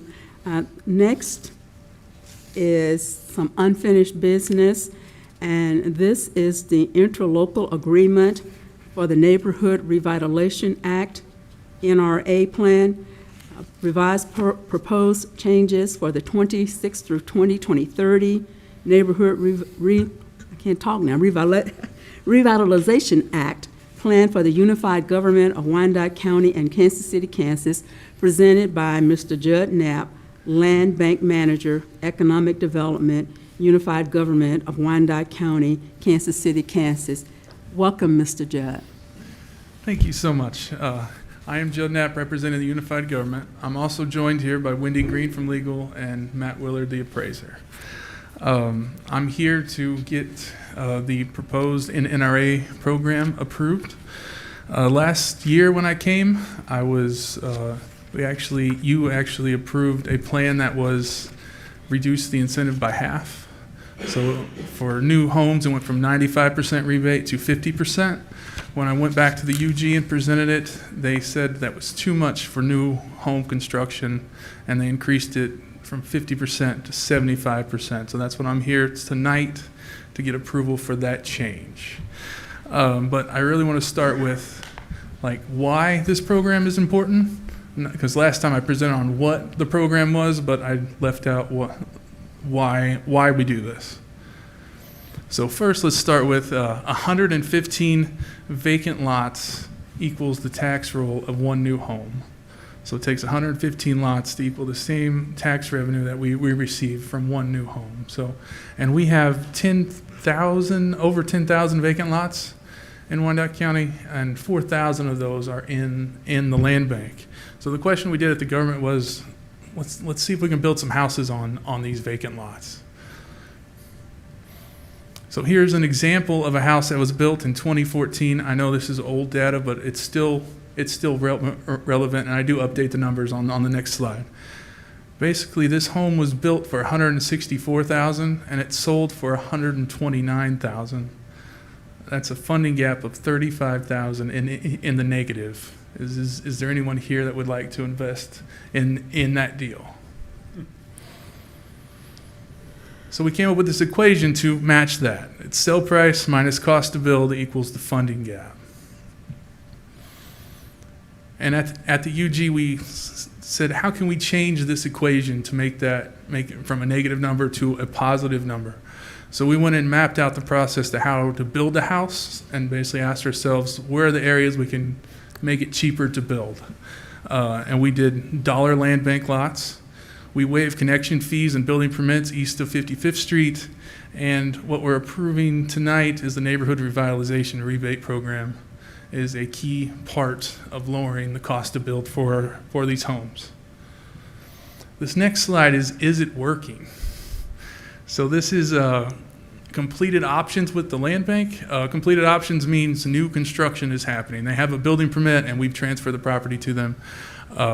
This really started in 2020. You could see a nice progression of up to 65 completed options in 2025.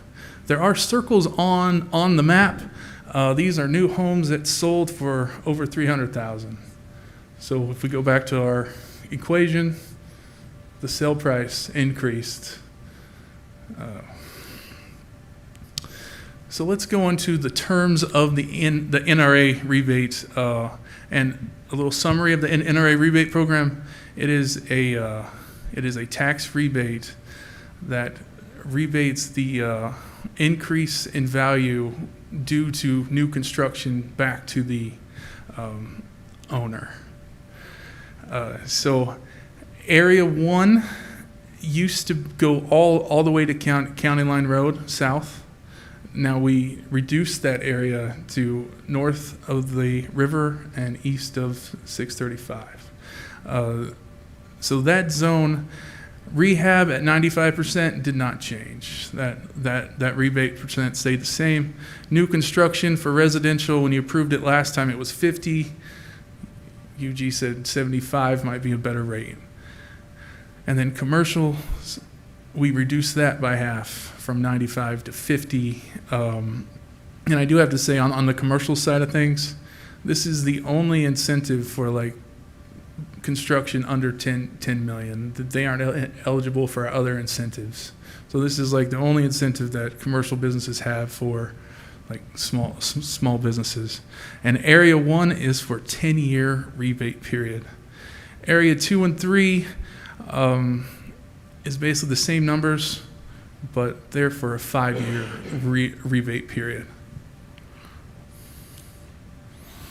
So this is the impact on the housing market. So this is a no vote, vacant lots stay vacant.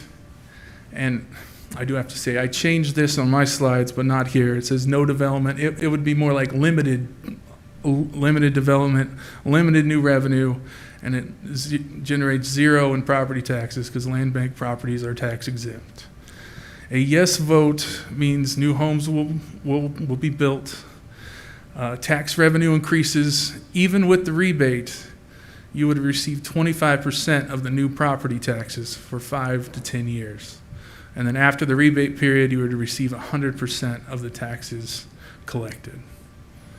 So I have more slides after this, but it's like what the program is. So if you have any questions, I could take them. My first question here is, we have a 95% rebate on the rehab. Can you explain what that rehab process is? And I know because we're talking about empty vacant lots here, I would just be curious about that rehab piece. I actually have a slide for you. I'm going to go find it. There we go. All right, so this is an actual rehab example. Yeah, so this is the 95% tax rebate. There was no change in this from the previous policy. I'm going to run through the numbers. Like before the rehab, it was worth $89,000. After the rehab, it was worth $169,000. So the increment, the part that the rebate is applied to, is the difference between those two numbers, and that's $80,000. So the 95% rebate on that. In 2022, the rebate amount was $1,500, and they paid $1,600. So that's kind of example how the rehab program works. One additional, I'm sorry. My only additional question here then is, and I just apologize, not as in-depth on the NRA, but it would be along the lines of the new development. Is there any type of restrictions on rentals or short-term rental opportunities with those developments? That definitely goes towards increasing property values for people when they're trying to purchase. It is just for owner-occupied. There is a stipulation there for duplexes. You can live in one side and rent out the other. Thank you so much. In terms of the rebate amounts, is it for a specified number of years? Is it for 1 year, or is it for a period of 5 years, or how does that process work? Area 1 is a 10-year rebate, and then Area 2 is 5 years. 2 and 3. 230? 213, thank Yeah, you. because I have noticed, I think somewhere around 18th, I've been seeing some new home construction, so that's been good. And I'm just curious because I've personally gotten two different stories. One being that most of the land in the land bank isn't necessarily buildable. A lot of that is for EPA and other issues that cause it to not be able to be lived on or built on. Is all the land that's in the land bank, in your estimation, viable and buildable? So we did do this. We try to remove uncertainty about these lots so people can build on them. We've gone through and identified which lots are unbuildable, and that's basically like if it's on too steep of a hill, if it's in a floodplain, like if it's too small to build on, and we have like around 600 of those that are unbuildable. We have like 4,000 lots in our inventory, and we are actively trying to get rid of those unbuildable ones. We just bought 3 of them. Good.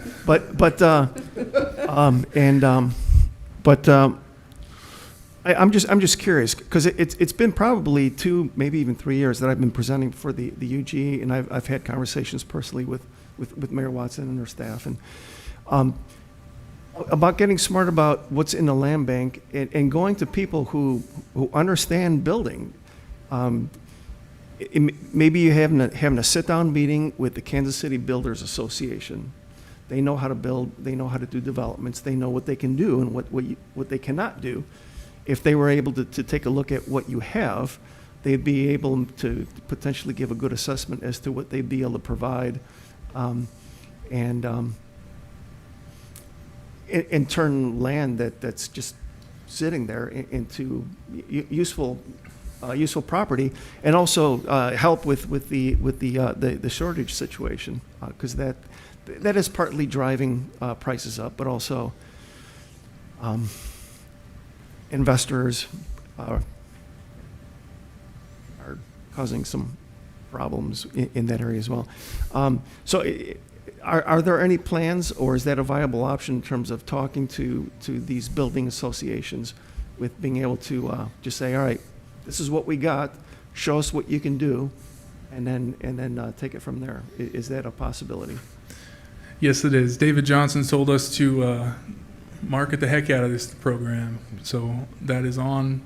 We're working on getting on the schedule to get there. Great. Judd, at one time we had a program where a property that had a structure on it, and these rehabbers could get a sweet deal on it, but they had a limited amount of time to complete the rehab and get the home occupied, get it sold, or whatever. I don't remember what that program was called. Do we still have that program? We do have that program, and I believe We had it's some called pre-qualified builders, Yes. if I remember right. There were pre-qualified builders that could bid on these homes, or but it was a time limit. So the program is, so the land bank gets properties from the tax sale that does not sell. So all the homes currently are being sold in the tax sale. So we have like zero inventory. So okay. Everybody's buying everything at the tax sale, and the land bank's not getting it. Thank you. Do you have an idea of how many people are building their own homes on these lots, as opposed to developers coming in and building these lots? I'm thinking I do have those numbers because I gave that presentation last year to our commission. It is a smaller amount of people that are actually building their homes to live in. It does happen. I would say maybe 20 out of the 160. Can you pull up that slide that showed the $135,000 house you had on there? So if I buy a lot, or if I'm a builder and I buy a lot, I build this house and there's a $35,000 gap, how do I get that money if this is for the homeowners? So the homeowners are the ones not paying the taxes. How does this solve the $35,000 gap? It Because the lowers. builder's the one they're the one getting this cost, right? Yes, but it's also, they market it as this one is in the 10-year tax area, so you have a reduced tax rate for 10 years. There's the location like 91st and Parallel. There's a subdivision there that there's a sign there that says, it says 95% tax rebate. That's the old program, but Yeah, I know that, but if I'm a builder and it costs me $150,000 to build this house, somebody still has to buy it for $150,000, even if they're getting a tax rebate for me to get my money back. It's a great deal for the person moving in that's not paying taxes for 5 or 10 years. But that doesn't solve the $35,000 gap that the builder's gonna have. it's not the only thing that we did. It's just the NRA program is one piece of that puzzle to lower that cost.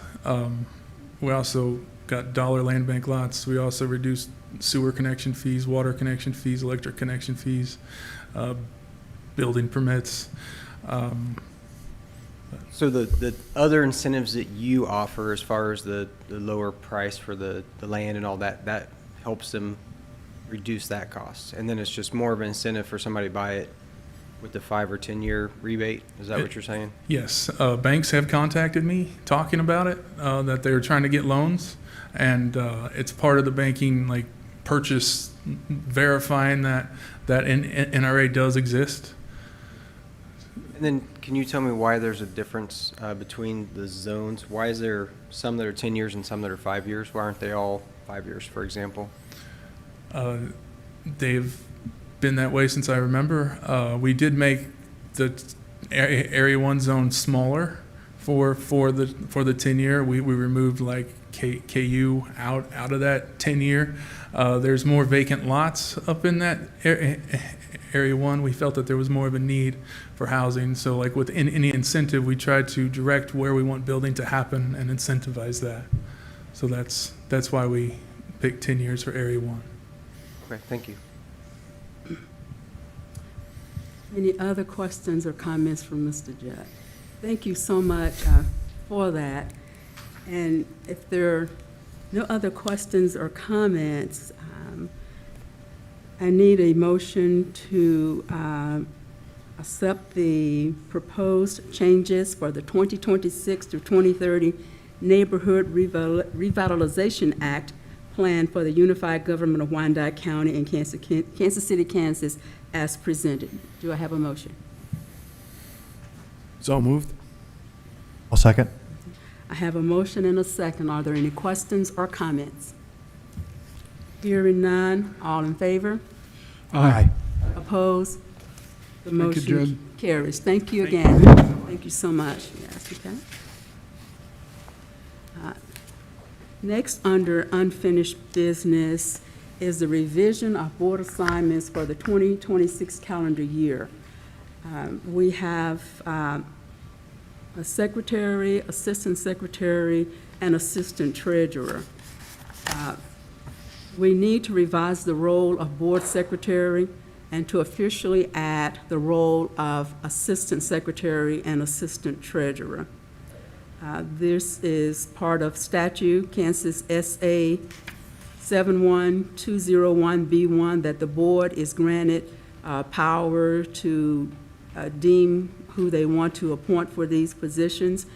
And at this time, I call for a motion to appoint Cheryl Brownell as our board secretary. Our president had previously served in this role, but moving forward, we believe it is more accurate representation to have Cheryl in this role. Cheryl was our assistant secretary.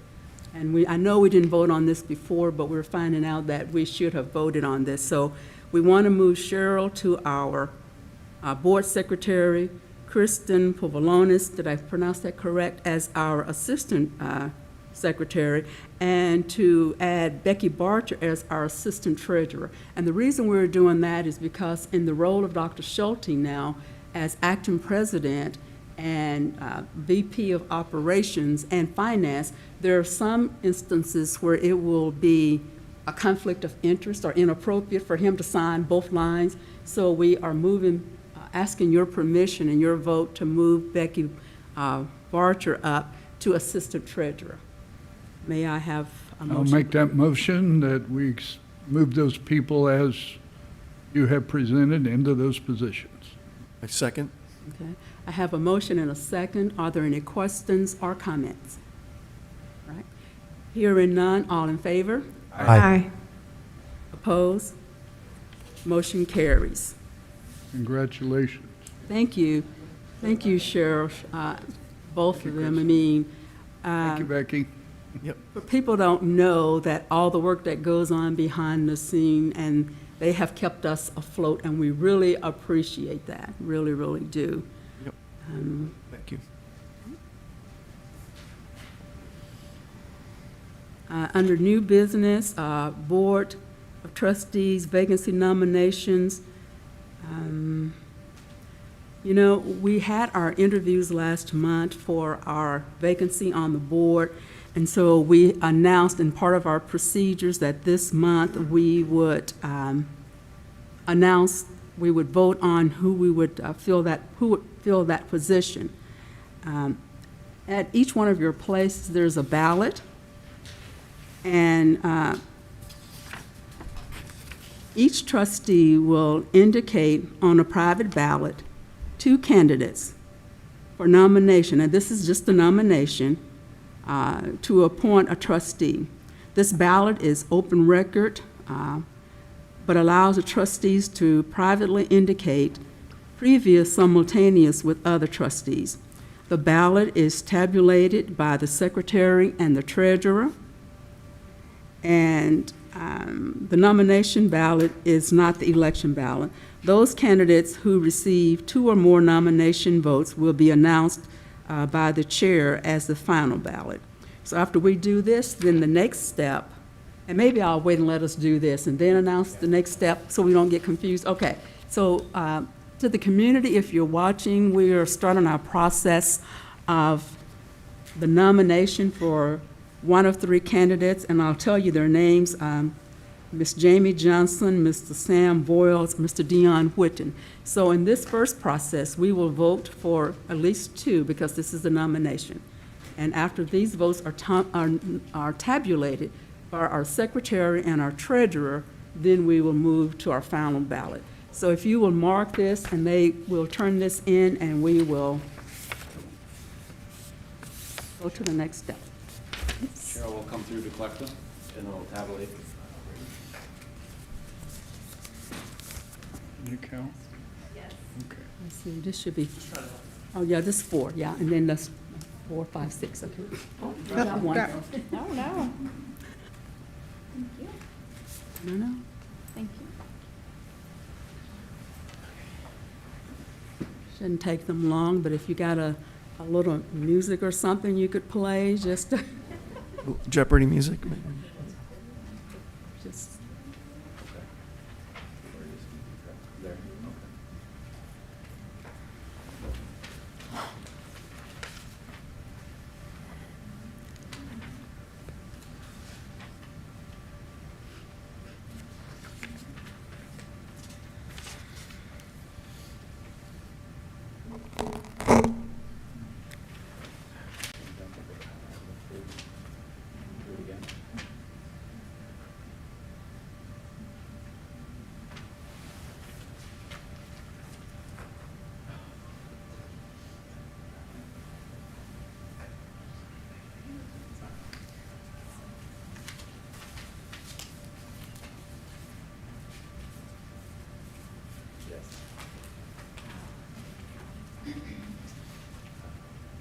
Madam Chair, we need to speak with the general counsel on a quick question. Okay. If you're in, just making chair suppose governorship. We'll see. Okay, 1 second. Okay, all right. We just need a quick consultation.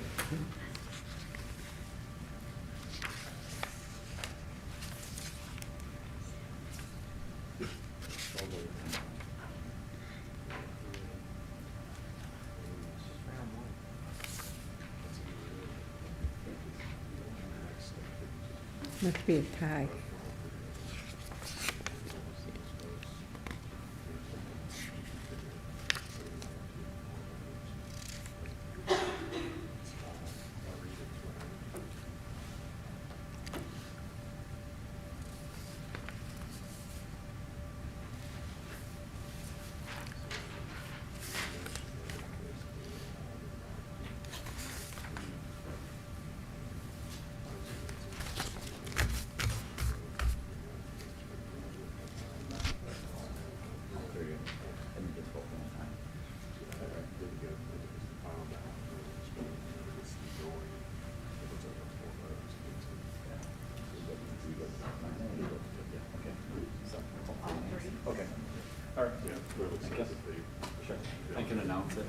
hand it out.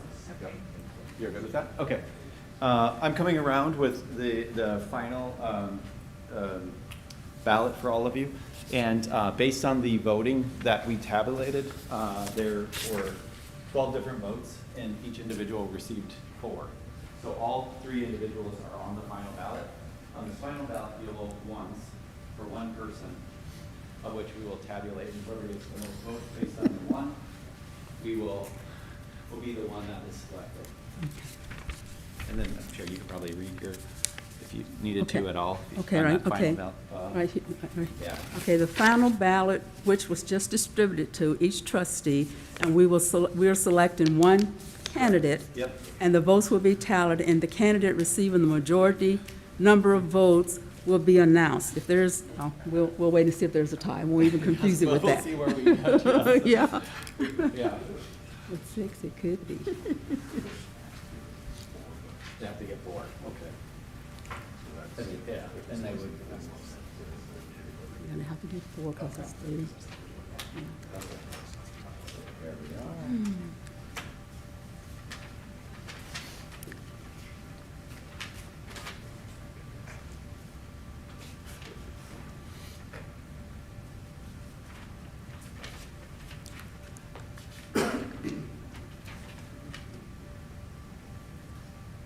So we tell, I think we have that attorney go in, because I don't think they. Should we interrupt these two?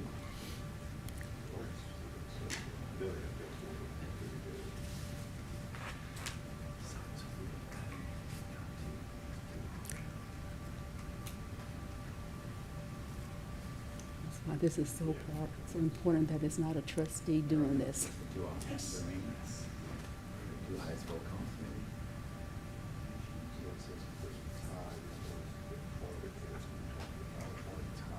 Yeah.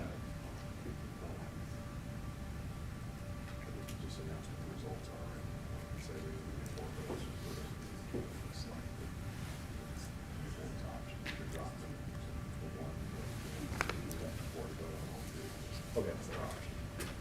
All right, Madam Chair, I can share with you in consultation with Attorney Goheen, and I can do it in a Okay, microphone if you yes, want me to. yes. Yeah, I will do that so everyone can hear as well. As noted previously, all 3 candidates received 4 votes, so we asked then for a final ballot. Each member of the trustees voting one time for one individual. With that, we needed one individual to receive 4 votes or more to be the candidate selected. Unfortunately, we had a situation where Jamie Johnson received 3 votes, Sam Boyles received 2, and Dion Witten received 1. At this time, through your consultation or your conversation, we can reissue another final ballot and drop off the individual with the lowest number of votes, allowing for 2 individuals, the 2 highest vote getters, to be the selection that need to be made by the trustees, tabulate that, and between those 2, then whoever gets the most votes exceeding 4, which unless it's an equal tie, then we'll have to do it again. So that's the information provided. It's up to you all to vote on whether or not you want to drop the lowest, the individual with the lowest number of votes from the final ballot. The other option is to just vote all 3 again. Or to vote all 3 again, if anyone was to want to change their vote. Okay, board, I won't make this decision. You need to say, what's your pleasure on this? Do you want to vote on all 3 again, or drop the lowest and then vote? I think if we vote on all 3 again, it's going to be the same results. So I think we should at least force our hands and see what happens if we drop the 1 vote, is just my thought. Yeah, I agree with Trustee Cahar. I think that it's best to force our hand to. I favor that option. That's fair. Okay, do we need to vote on that, or? I would. Yeah, I would Okay, motion all right. that, yeah. All right, so make sure I get this correct. I need a motion to drop the lowest vote getter and have us vote again on the 2 with the most votes, Yes, it's final ballot. on the final ballot. So moved. I'll second. I have a motion and a second. Question, comments? Hearing none. All in favor? Aye. Opposed? Motion carries. Okay. Now we'll come around and hand out the final. one.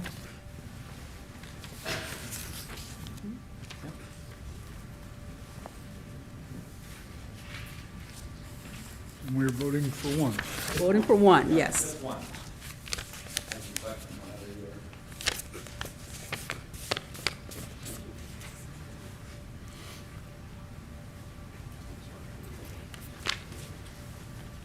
Back through and grab your. I did that backwards. Yeah. Only vote for one.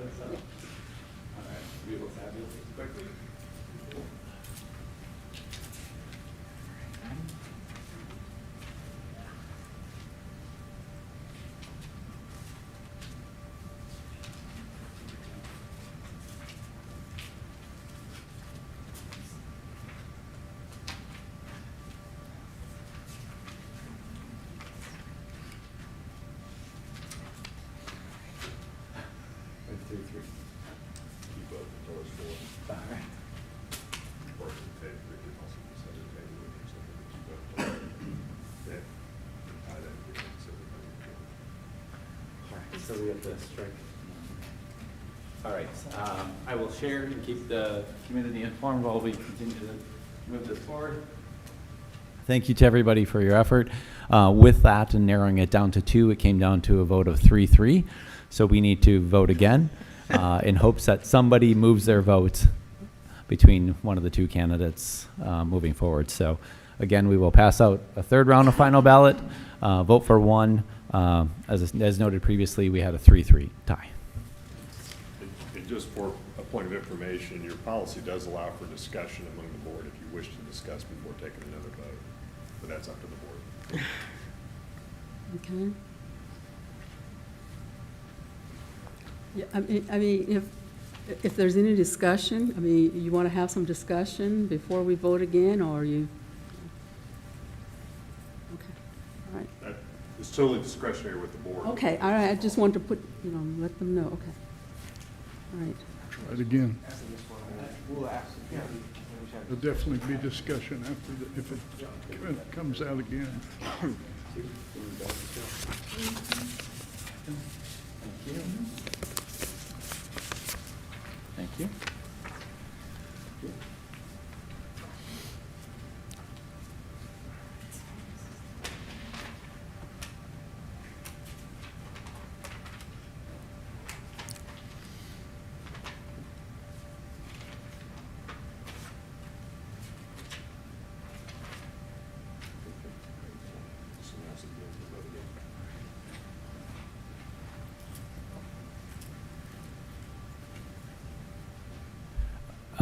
Wanted to inform you that based on round 3 of final votes, we did a 3-3 tie again. So we will pass out round 4 of the ballots and turn it over to you if you guys want to have a conversation. Well, I'll get the discussion started, I guess. So I'm supporting Ms. Johnson for a number of reasons. First of all, I believe she's qualified. Well, first of all, I believe they're all qualified, and I want to thank all 3 of them, for pursuing this position. But Ms. Johnson has been persistent over time. She has also, not only pursued filling a vacancy like this, but she's also spent her time, her talent, and her treasures in campaigning and running in the election cycles as well. And between the 2 elections that she ran in, I think she's garnered pretty close to 9,000 or maybe a little more than 9,000 votes between those 2 elections. What we are doing as a board here, we are substituting ourselves for the electorate. And so I think for me, it's significant that we look at how has the electorate spoken over time, and they clearly have spoken. Several thousand of them desire for Ms. Johnson to serve on this board. So I'm supporting her for her persistence, but also for her investment of being willing to actually run in the elections and put herself out there and campaign and go to the forums and so on and so forth. So as a substitute for the electorate, I feel unapologetically supportive of her because several thousand voters have supported her as well. Thank you, Trustee Ash. This is a huge task for this board. We are acting as the electors on this task for the trustee for this unfilled position or the vacated position. And this last election, it did seem, first of all, I want to just thank all three candidates. I think all three were very, very good candidates, and I think we'd be good with all three of them. I think it was really good. This last election seemed a little bit different, and that's why I'm here to support Mr. Voiles, because I believe that the times that we're in, the very specific needs of the college, the transition, the finances, and what the public showed during this election and how the results turned out, I do believe that Mr. Voiles would be a great fit for this spot with his financial background and budgeting, and I just think that we're in a very different, unique time in the college, and so I think we have three great candidates, but for those reasons, that's why I was supporting Mr. Voiles. I think that the financial issues that we have and some things coming up and the budget process is going to be very closely watched by the public, and we have a big task in front of us. So thank you. Yeah, I agree, and I think we can all agree that all three candidates were outstanding and had very, very good and unique qualifications, which is why they were brought to the table. So I think that they earned that respect from all of us. For me personally as well, I'm also in agreement with Trustee Cahar. In my mind, because of where we're at, I know that's the primary thing or primary reason why I was elected, because I stood on the fact that there has to be fiscal responsibility and restraint shown, not just this board, but all boards, all taxing bodies in this county. And he has extensive financial experience, more than all of us put together. And based on how things have happened, and we need to be very fiscally responsible. And having someone with his caliber and experience, I think, will go a long way, because I think it's very representative of where the minds of the voters are right now. Every one of us is getting taxed to the hilt, many out of their homes, some of which I know personally. And we owe it to the taxpayers who put us here to be responsible in that regard. They're both great. All three of them are great candidates. But I think because of where we are, the season that we're in, it's no secret that things are very tough financially across the board for everyone. All you got to do is look at the news and see the amount of bankruptcies, store closings, layoffs. This is happening at a very quick pace, to the tune of, really the numbers are pretty much equaling or exceeding 2008. That's where we're at, and we haven't seen the bottom of that yet. So it's a very critical juncture right now that we act fiscally responsibly, and that's why I'm supporting Mr. Voiles. I completely agree with both of you in the sense of this is definitely a shifting dynamic in the way that we're looking at things here. We need to be prepared to move forward in a way that we're protecting the taxpayers. I mean, that's 100% true. That being said, I do believe that Jamie's, while I wasn't running against her myself and didn't follow it as closely, I do believe her mission was aligned with a lot of that.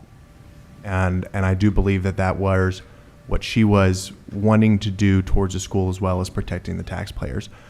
To me, though, all things equal, I do believe the difference does come down to something that Trustee Ash mentioned. I feel like there is something to be said about actually running. I know, Trustee Cahar has run in multiple elections. I've ran in multiple elections. I believe Trustee Sanchez, I believe you ran in multiple elections as well. We understand the amount of effort that's put into that, and it's not easy, and it's very taxing. I believe that Mr. Voiles would be an incredible trustee. I want him to run for it, though. That's really where my mind is at. That's the only difference for me, gentlemen, and I yield there. And I've watched Ms. Johnson run the last 2 cycles, the odd cycles, and the care that she has for the community. What runs deep for me is she is an educator, and we have an excellent VP of finance, and so while that finance person is going, it helps to have that knowledge, but when you have an overall knowledge of education, how it works, and she's at KU, so the students that she could connect us with and bring to us. So I appreciate her running. As I said, she has put so much into running, and the voters, as Trustee Ash said, she got a lot of votes. So I believe that at this point in time, the way education as a whole is being attacked, we need a voice for education. As I said, we have excellent finance people, and if you are in that education wheelhouse, there's so much that you understand. And the community connection that she's had with students through Girl Scouts and through different other things, I think that will be a draw for us. And to have somebody who I believe would be able to hit the ground running, and she has, every time she's run and every time she's spoken, she has said that she is fiscally conservative. So she has that mindset as well. But I think she would be the better candidate for this board at this time in understanding the overall. And as I said, being an educator, not knocking any of you for not being in education, but at this point in time, and she has put her heart and soul into wanting to be here. She knows about as much about this college as any of you, and she showed that in her interview. And Mr. Boyle didn't know anything about the college, and it's free knowledge, so, but that's where I am on that.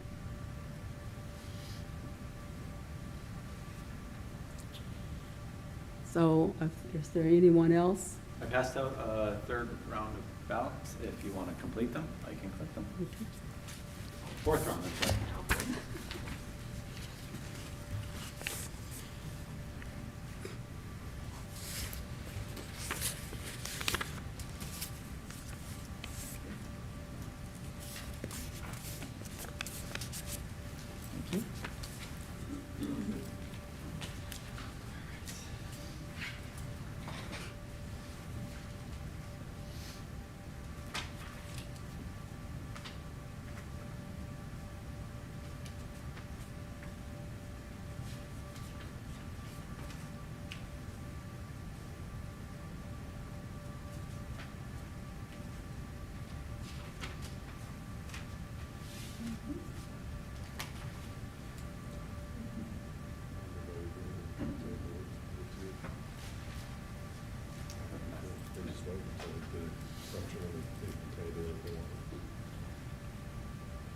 Based on the review of the 4th round of final ballot, it was tied again. At this point in time, we can continue with putting out final ballot for vote until we get to a point where one individual receives 4 votes, or at this point in time, Attorney Goheen noted you could table it if you want to have further conversation until next meeting. Yeah, Or in special meeting? You wouldn't have conversation between meetings necessarily, but if you don't want to, it looks like there's a stalemate tonight and you want to revisit this at the next regular meeting, you can table it, but otherwise you keep voting until it's sworn. How does this affect the statute and the guidelines and our directions for what we were supposed to do? Well, I think you're right on point with what the,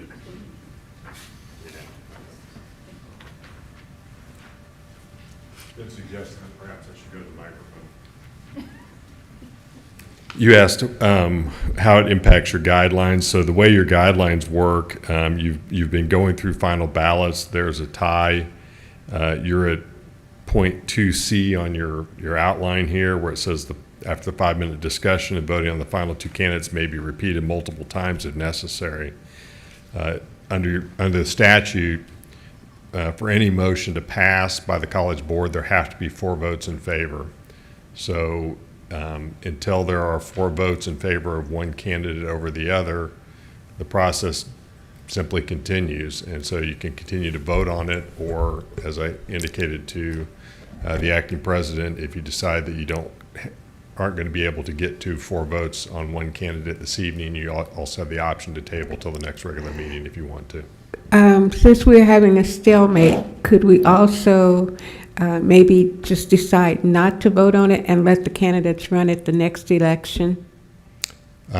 Yes, one option would be if you don't reach a consensus on a appointee by the time of the filing, by the time of the next election, the position could remain open until next November?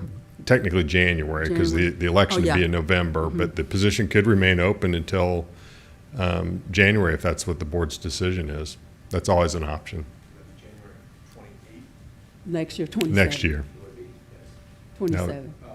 No, it's next year. It's next year. That's next year. Because we can't run in election's in November of 27, they take office in January of 28. So we could have an election for this seat to fill the remainder of the term then?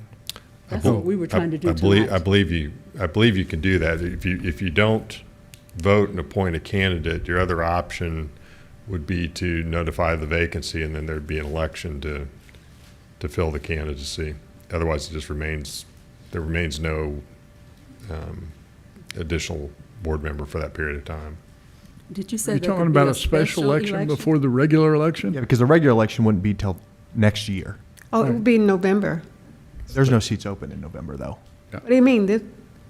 We could have the seat open for November. Okay, so we could do a special election. That's where They would have to register to vote by June 1st. And the election would be in November.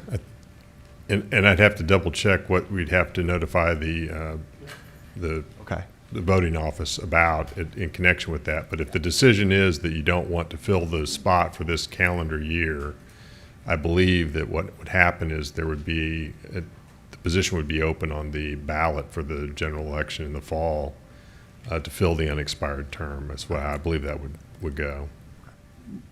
We voted, I guess, was it last month? Or I guess March. Yeah, it was a couple months ago. Yes, that we wanted to fill the position. So Correct. that's on record, that we voted that we wanted to fill it. So right now if the board say they don't want to fill it, I mean, is there a whole nother process that we rescind this, or? I don't know that you would necessarily rescind it. You've indicated that you wanted to fill the position. You've accepted nominations or for the position. You voted. You're unable to reach at this point a appointee by vote by the board, and your options are either to continue to vote to try to do that until you eventually fill the spot, or it stays vacant, or to notify, I think it's the election office, of a desire to have the position put on the ballot. I'd have to double check that last part to make sure how that works, because I can't remember off the top of my head if you have to actually vote to do that or if you just send a notification. Yeah.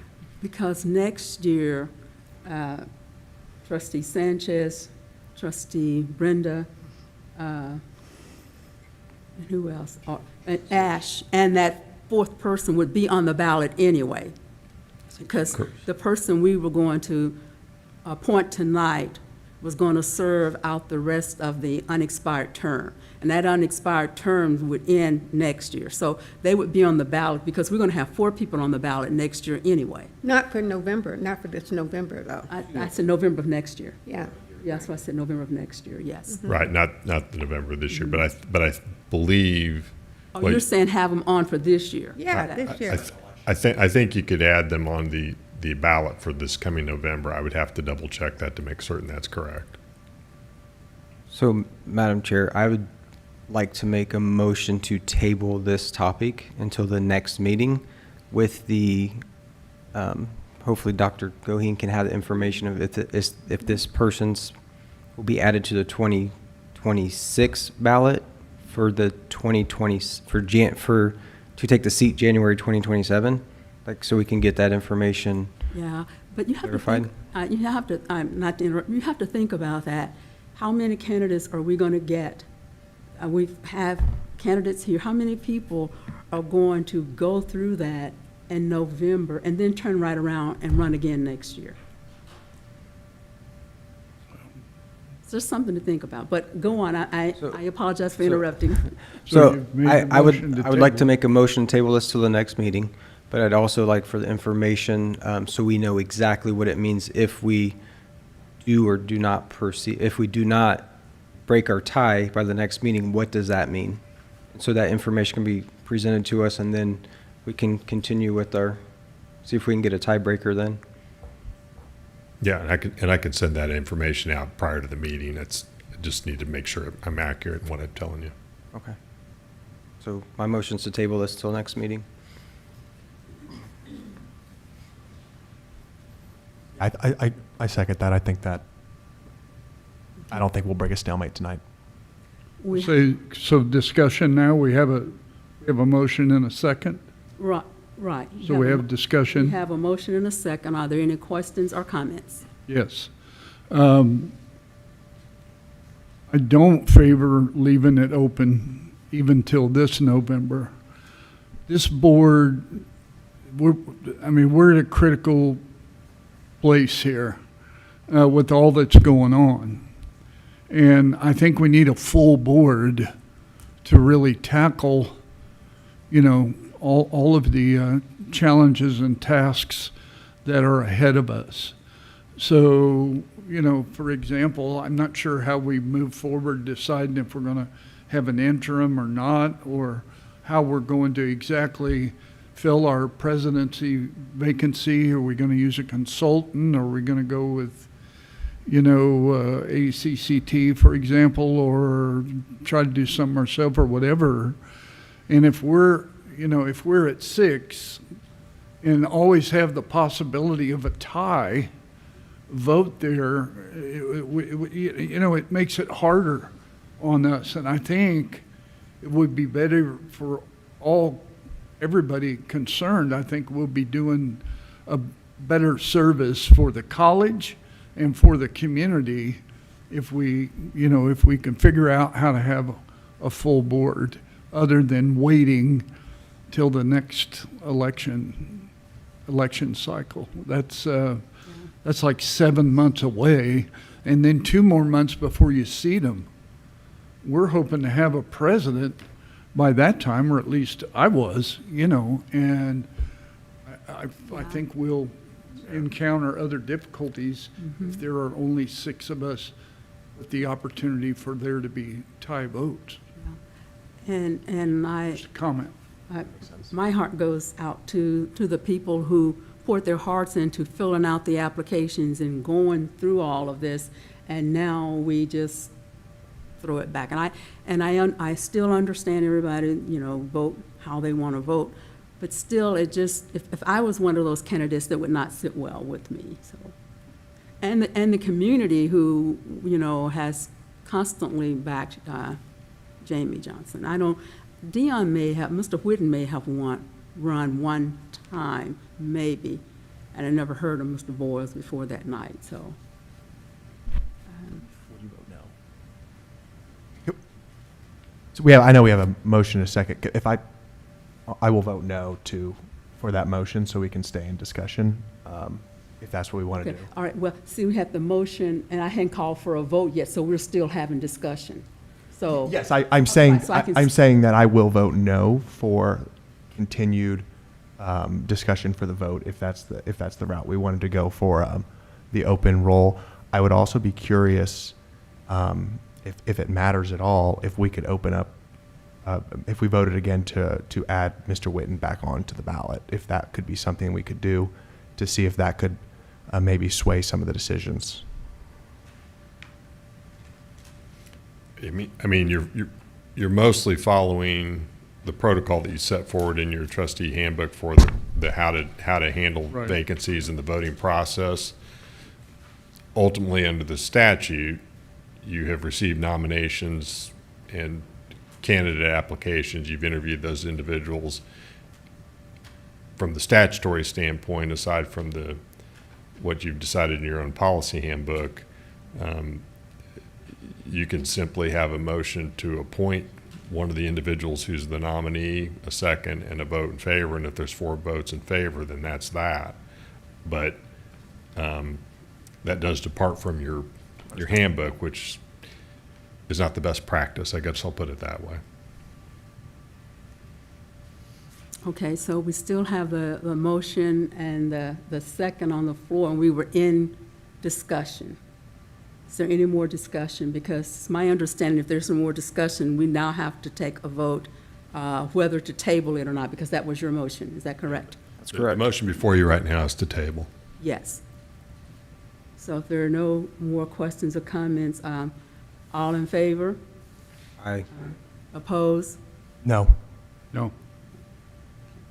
The motion carries, because I was voting to table it. Well, I'm going to say no, because I don't think we should table. Well, that would make it a tie again, right? Well, I'll say no If- also. If a That's regular 4. motion ties, it fails because you don't have 4 votes. You got- That's one of the you issues, had because the 4. board always has to have 4 votes for any motion to pass. But there's 4. I wasn't counting votes.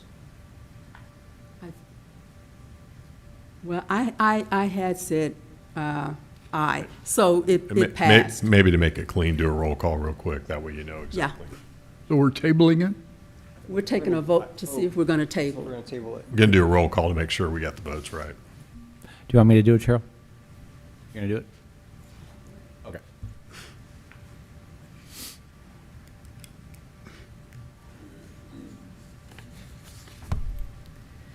Trustee Ash, No. Trustee Cahar, Yes. Chair Hoskin Sutton, No. Vice Chair Kump, No. Trustee Sanchez. Yes. Yes. Trustee Scruggs Andrew. No. 2 yes, 4 no. Okay, so we will not be tabling it then? So now what happens? You- Get a vote you again. Vote again. Okay.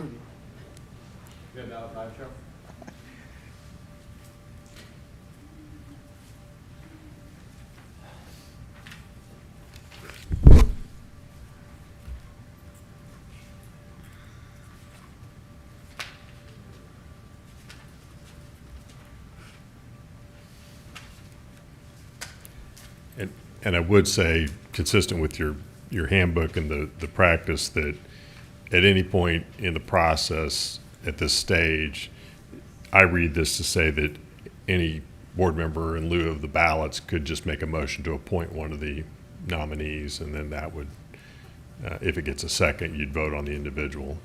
But it's going to be the same thing as voting by the ballot. Okay.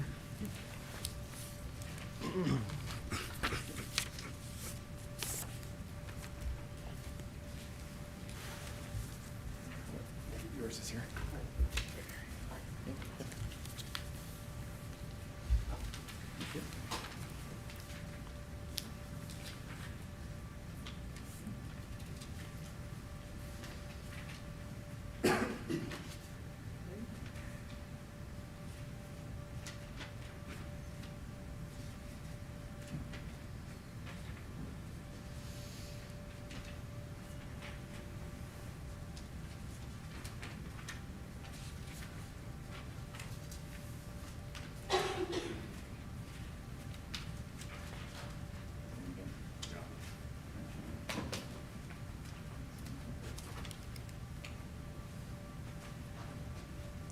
I understand the vote's 3-3 again. So we can move to appoint someone? You could, if there's a Okay. second. I move to appoint Dion Witten. Second. I have a motion and a second. We probably do a roll call vote on this, don't we? Yes, you do. Yes, you do.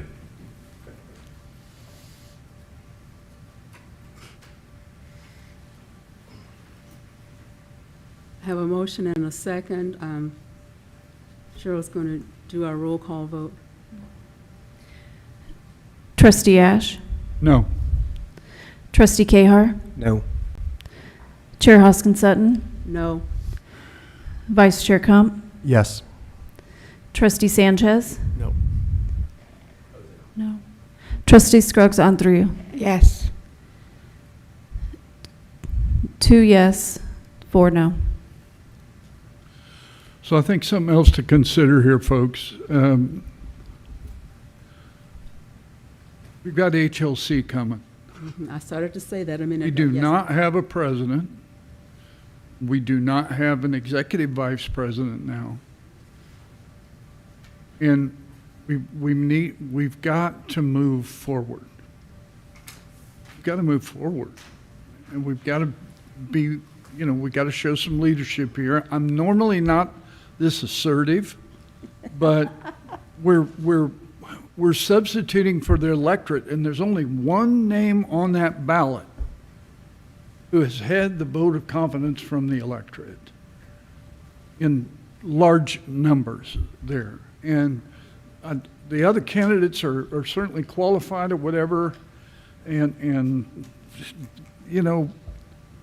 so I'm looking at it that way. And board, we've got to get together and we've got to provide the leadership. We need a full board so we can move forward with filling these, vacancies and positions and providing the stability that the college, the students, and the community needs as we move through this process. Let's still make it harder than it is. All right, well, then I will make a motion to nominate Sam Voiles for the vacant position. We have okay. Do we have a second? Yep, second. We have a motion and a second. We need another roll call vote, please. Trustee Ash? No. Trustee Cahar? Yes. Chair Hoskin Sutton? No. Vice Chair Crump? No. Trustee Sanchez? Yes. Trustee Scruggs Andrew? Yes. 3-3. May I ask a question? And I apologize, Trustee Scruggs Andreu. I know we heard kind of everybody's opinions on their vote. Would you be willing to share? I don't believe we heard yours. If not, please don't make me feel like I'm putting you on the spot. I would just be curious your opinion on the matter, because I know you nominated Dion, so I just wasn't sure if there was your thoughts on the matter. I nominated Dion because I felt that he had gotten, when it was a split 4-4-4, and I thought maybe that would break the split. Didn't.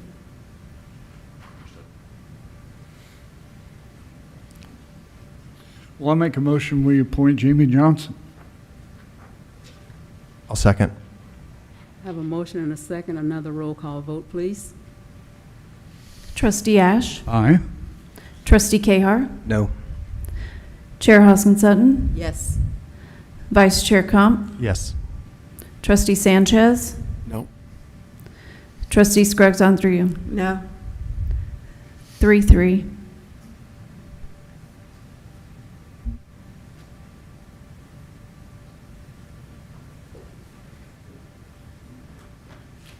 Okay.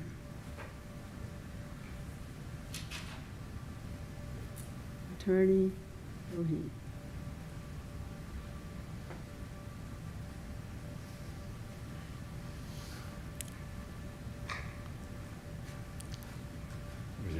You're kind of back to the same square. I mean, you either keep voting or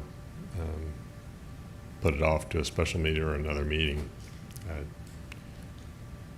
It has to be 4 votes to fill it.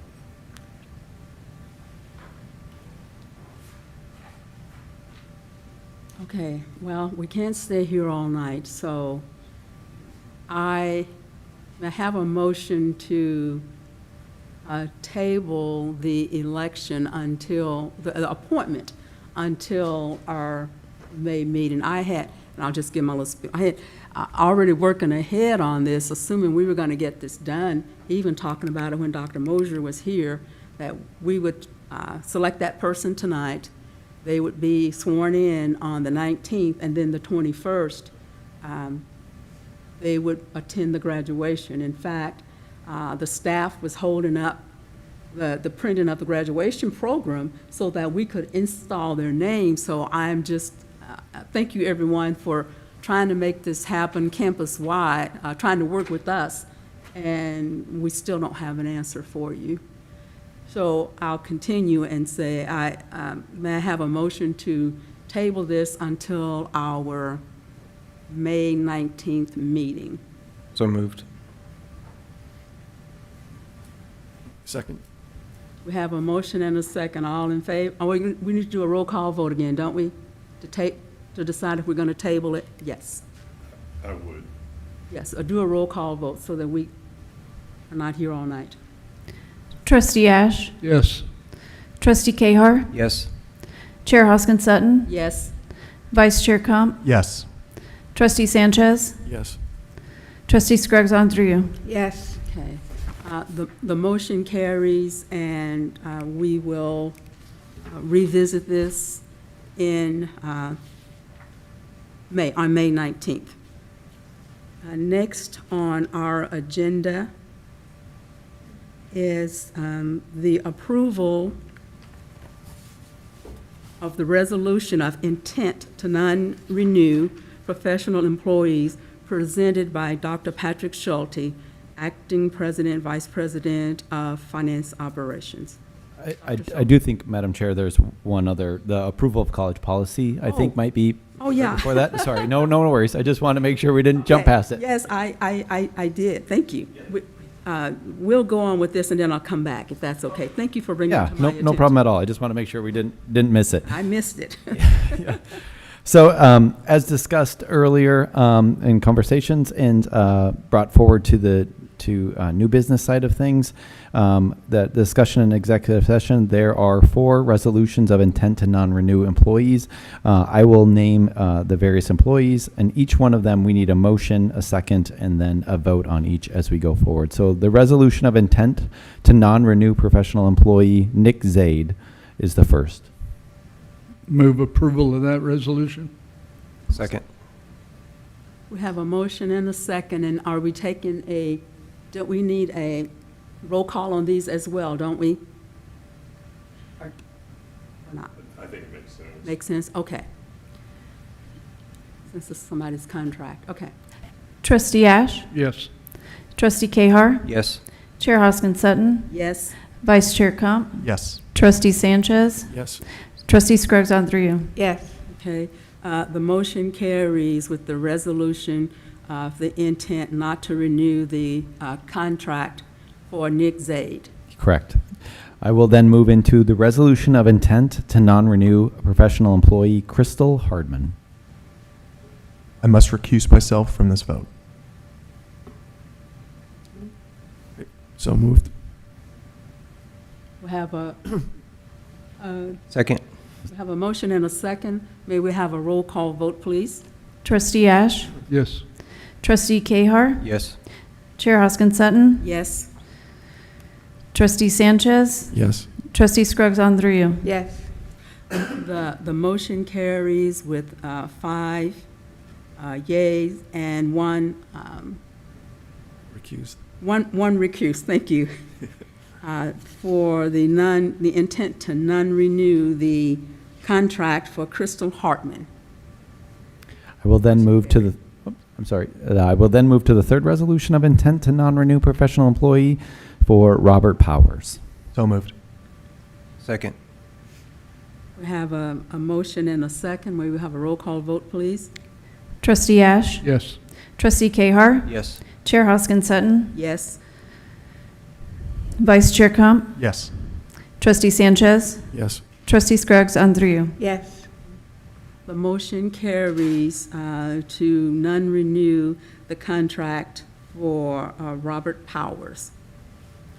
I will then move the final resolution of intent to non-renew professional employee Stacy Schlimmer. So moved? Second. We have a motion and a second. A roll call vote, please. Trustee Ash? Yes. Trustee Cahar? Yes. Chair Hoskin Sutton? Yes. Vice Chair Crump? Yes. Trustee Sanchez? Yes. Trustee Scruggs Andrew? Yes.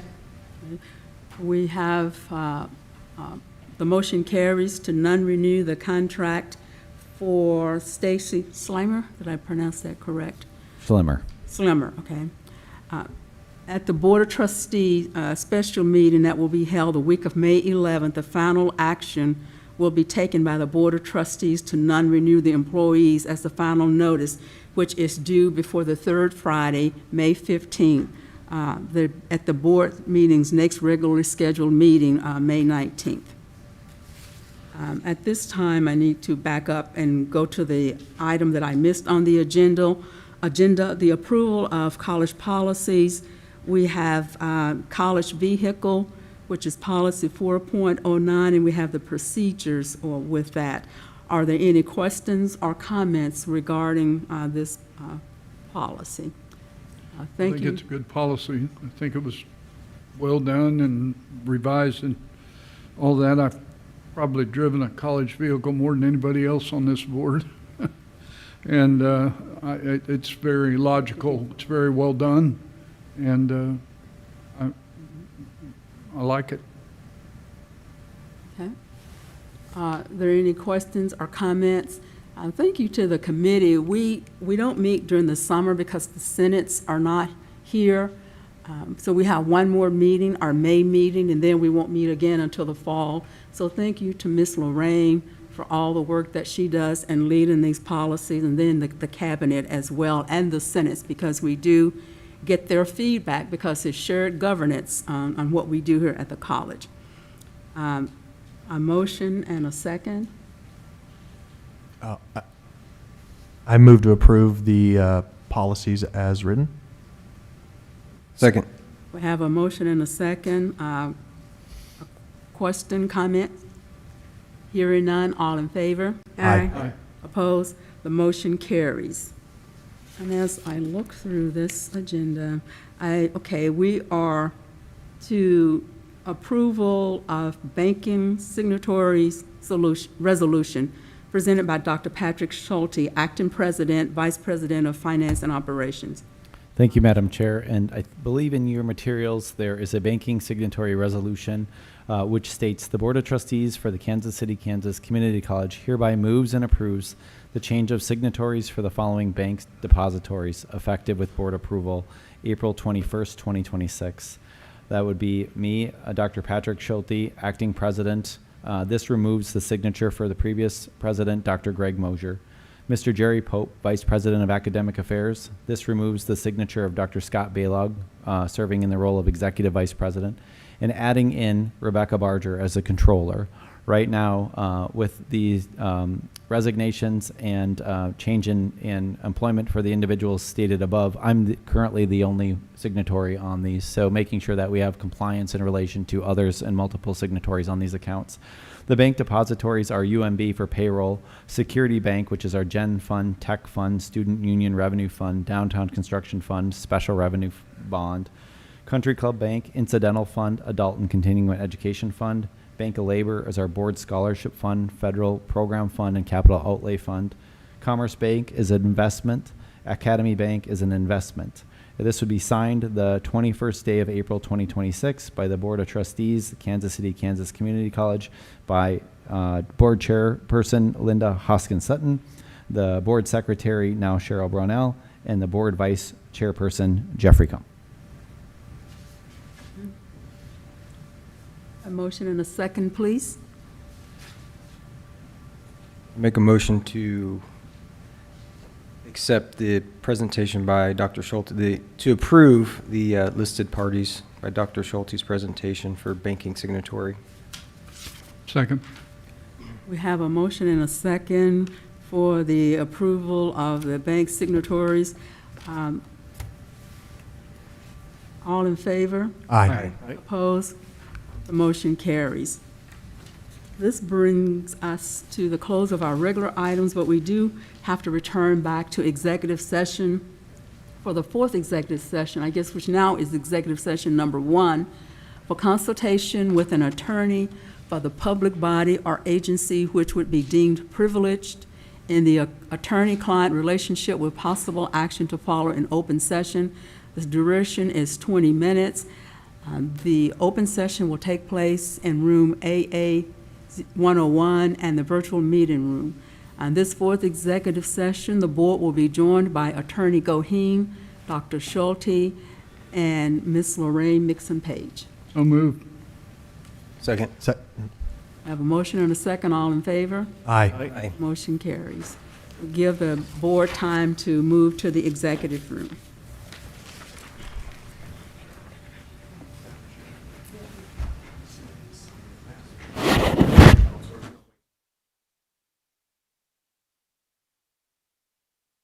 This is that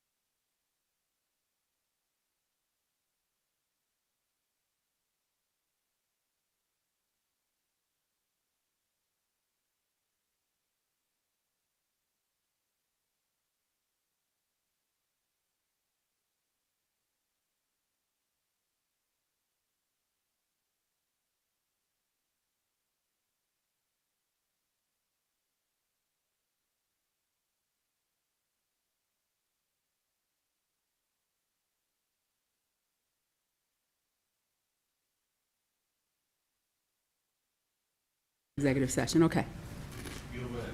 Okay. May I have a motion to return us to open session, please? So moved.